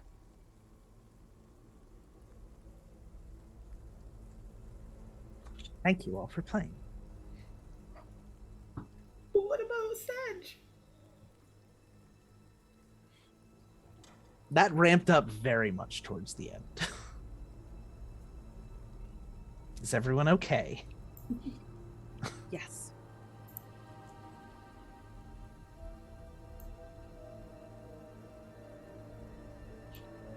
Yes. I assumed that I died when the ship sank. Oh, I thought you were dead. Fuck.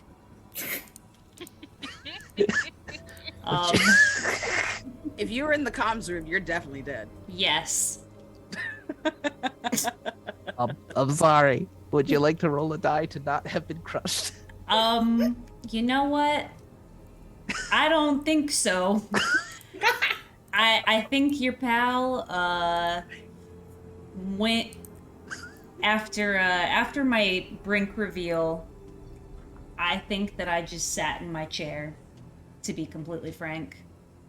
I was not having a good time. I was not happy knowing that I knew in advance an inkling about these things, and that I just tossed it into the trash. I apologize for completely spacing. I thought you were dead the entire time, and no one corrected me, but I didn't say anything, so that's on me. Sorry. It's okay. It was a All social good. death. You know what? Kyle says that I died from watching their friends go. I died of a broken heart. Pretty It's fair. true. And you had to kill your brother. And I had to kill That my was brother. traumatic. That was so That was pretty traumatic. bad. Whew. Even Sunny didn't have a good one for that. Yeah. Woof. All right, 10 y'all. candles can be very rough, my friends. I would like to thank all of you for having played with us, and for our audience for jumping in and Donate. helping us end at a reasonable time. Yes. Roller coastering Yes. us to zero. Yes. With us till the end. All right, y'all. Let us tell them who we are and where they can find us. Let's go ahead and start with Ankh, our GM. I'm Mirrored Onk at Mirrored_Onk, but I'll display as Massacred Onk because it's spooky times. I am tech director of AEA, but that's not nearly as important. We thank you all for donating to this cause today. And if you haven't donated yet and you still want to, the cause always needs assistance. And we thank you very much for the people who have donated, and for the people who have just boosted. Thank you all very much for supporting us. And I think that's all I need to say. Popcorning to Candace.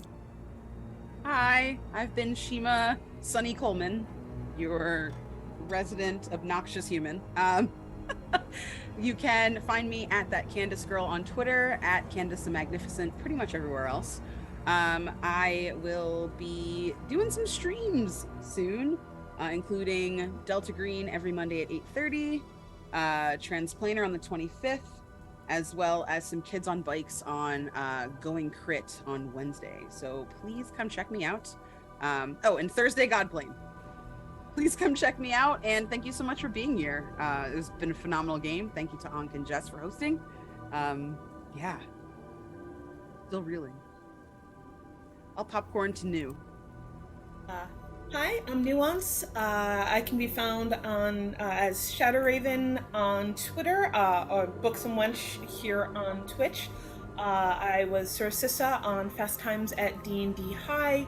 Now I'm just kind of an itinerant TTRPG RPG, yelling about everything on Twitter.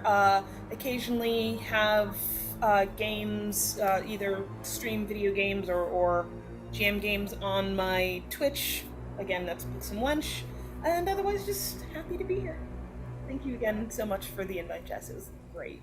We got to play it together. It was so much fun.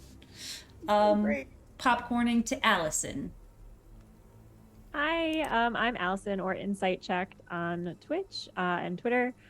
I have had a great time tonight. I just wanted to say thank you again to Jess for having me on cast, and to Ankh for running this game, and to the cast for being freaking amazing.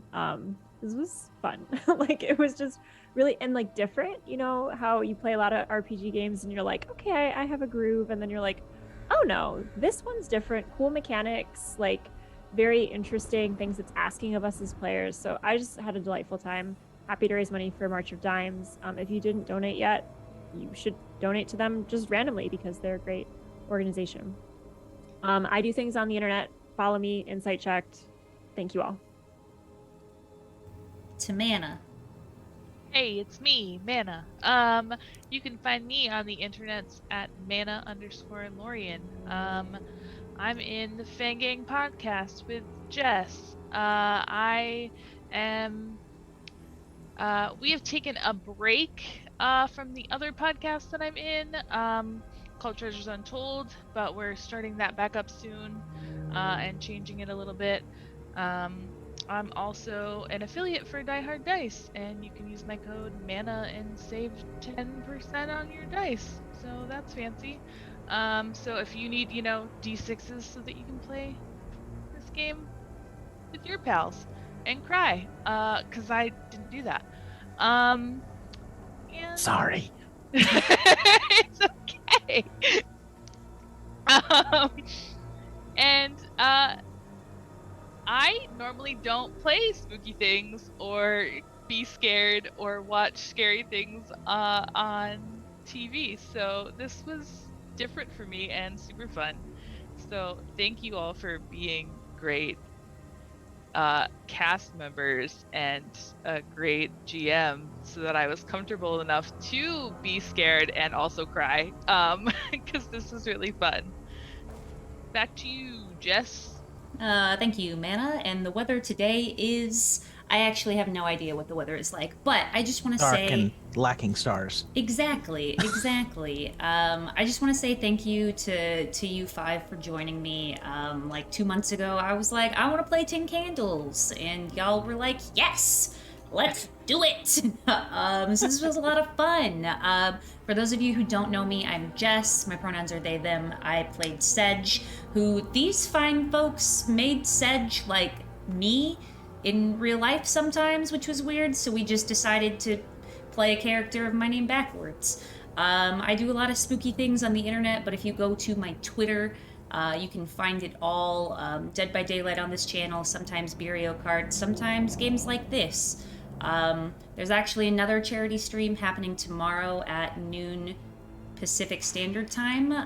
It is a Spelljammer game, so if y'all have time, please come and check it out. But really, I just want to say thank you so much to everyone who hung out for this, who rated in, who donated. Between this game and the last, we raised $810 for March of Dimes. fighting for the health of all moms, babies, and families to end premature birth, infant, and maternal mortality. And that's fucking kick-ass. We did that, y'all. So thank you. I don't have any folks playing Dungeons and Dragons or any TTRPGs right now, so we are going to raid into From Afar Podcast, who is a D&D podcast. They're currently playing Overwatch. I hope y'all have a fantastic rest of your evenings. Again, thank you so much for hanging out with us. This has been a blast, and until next time, we will see y'all later. Bye. Bye.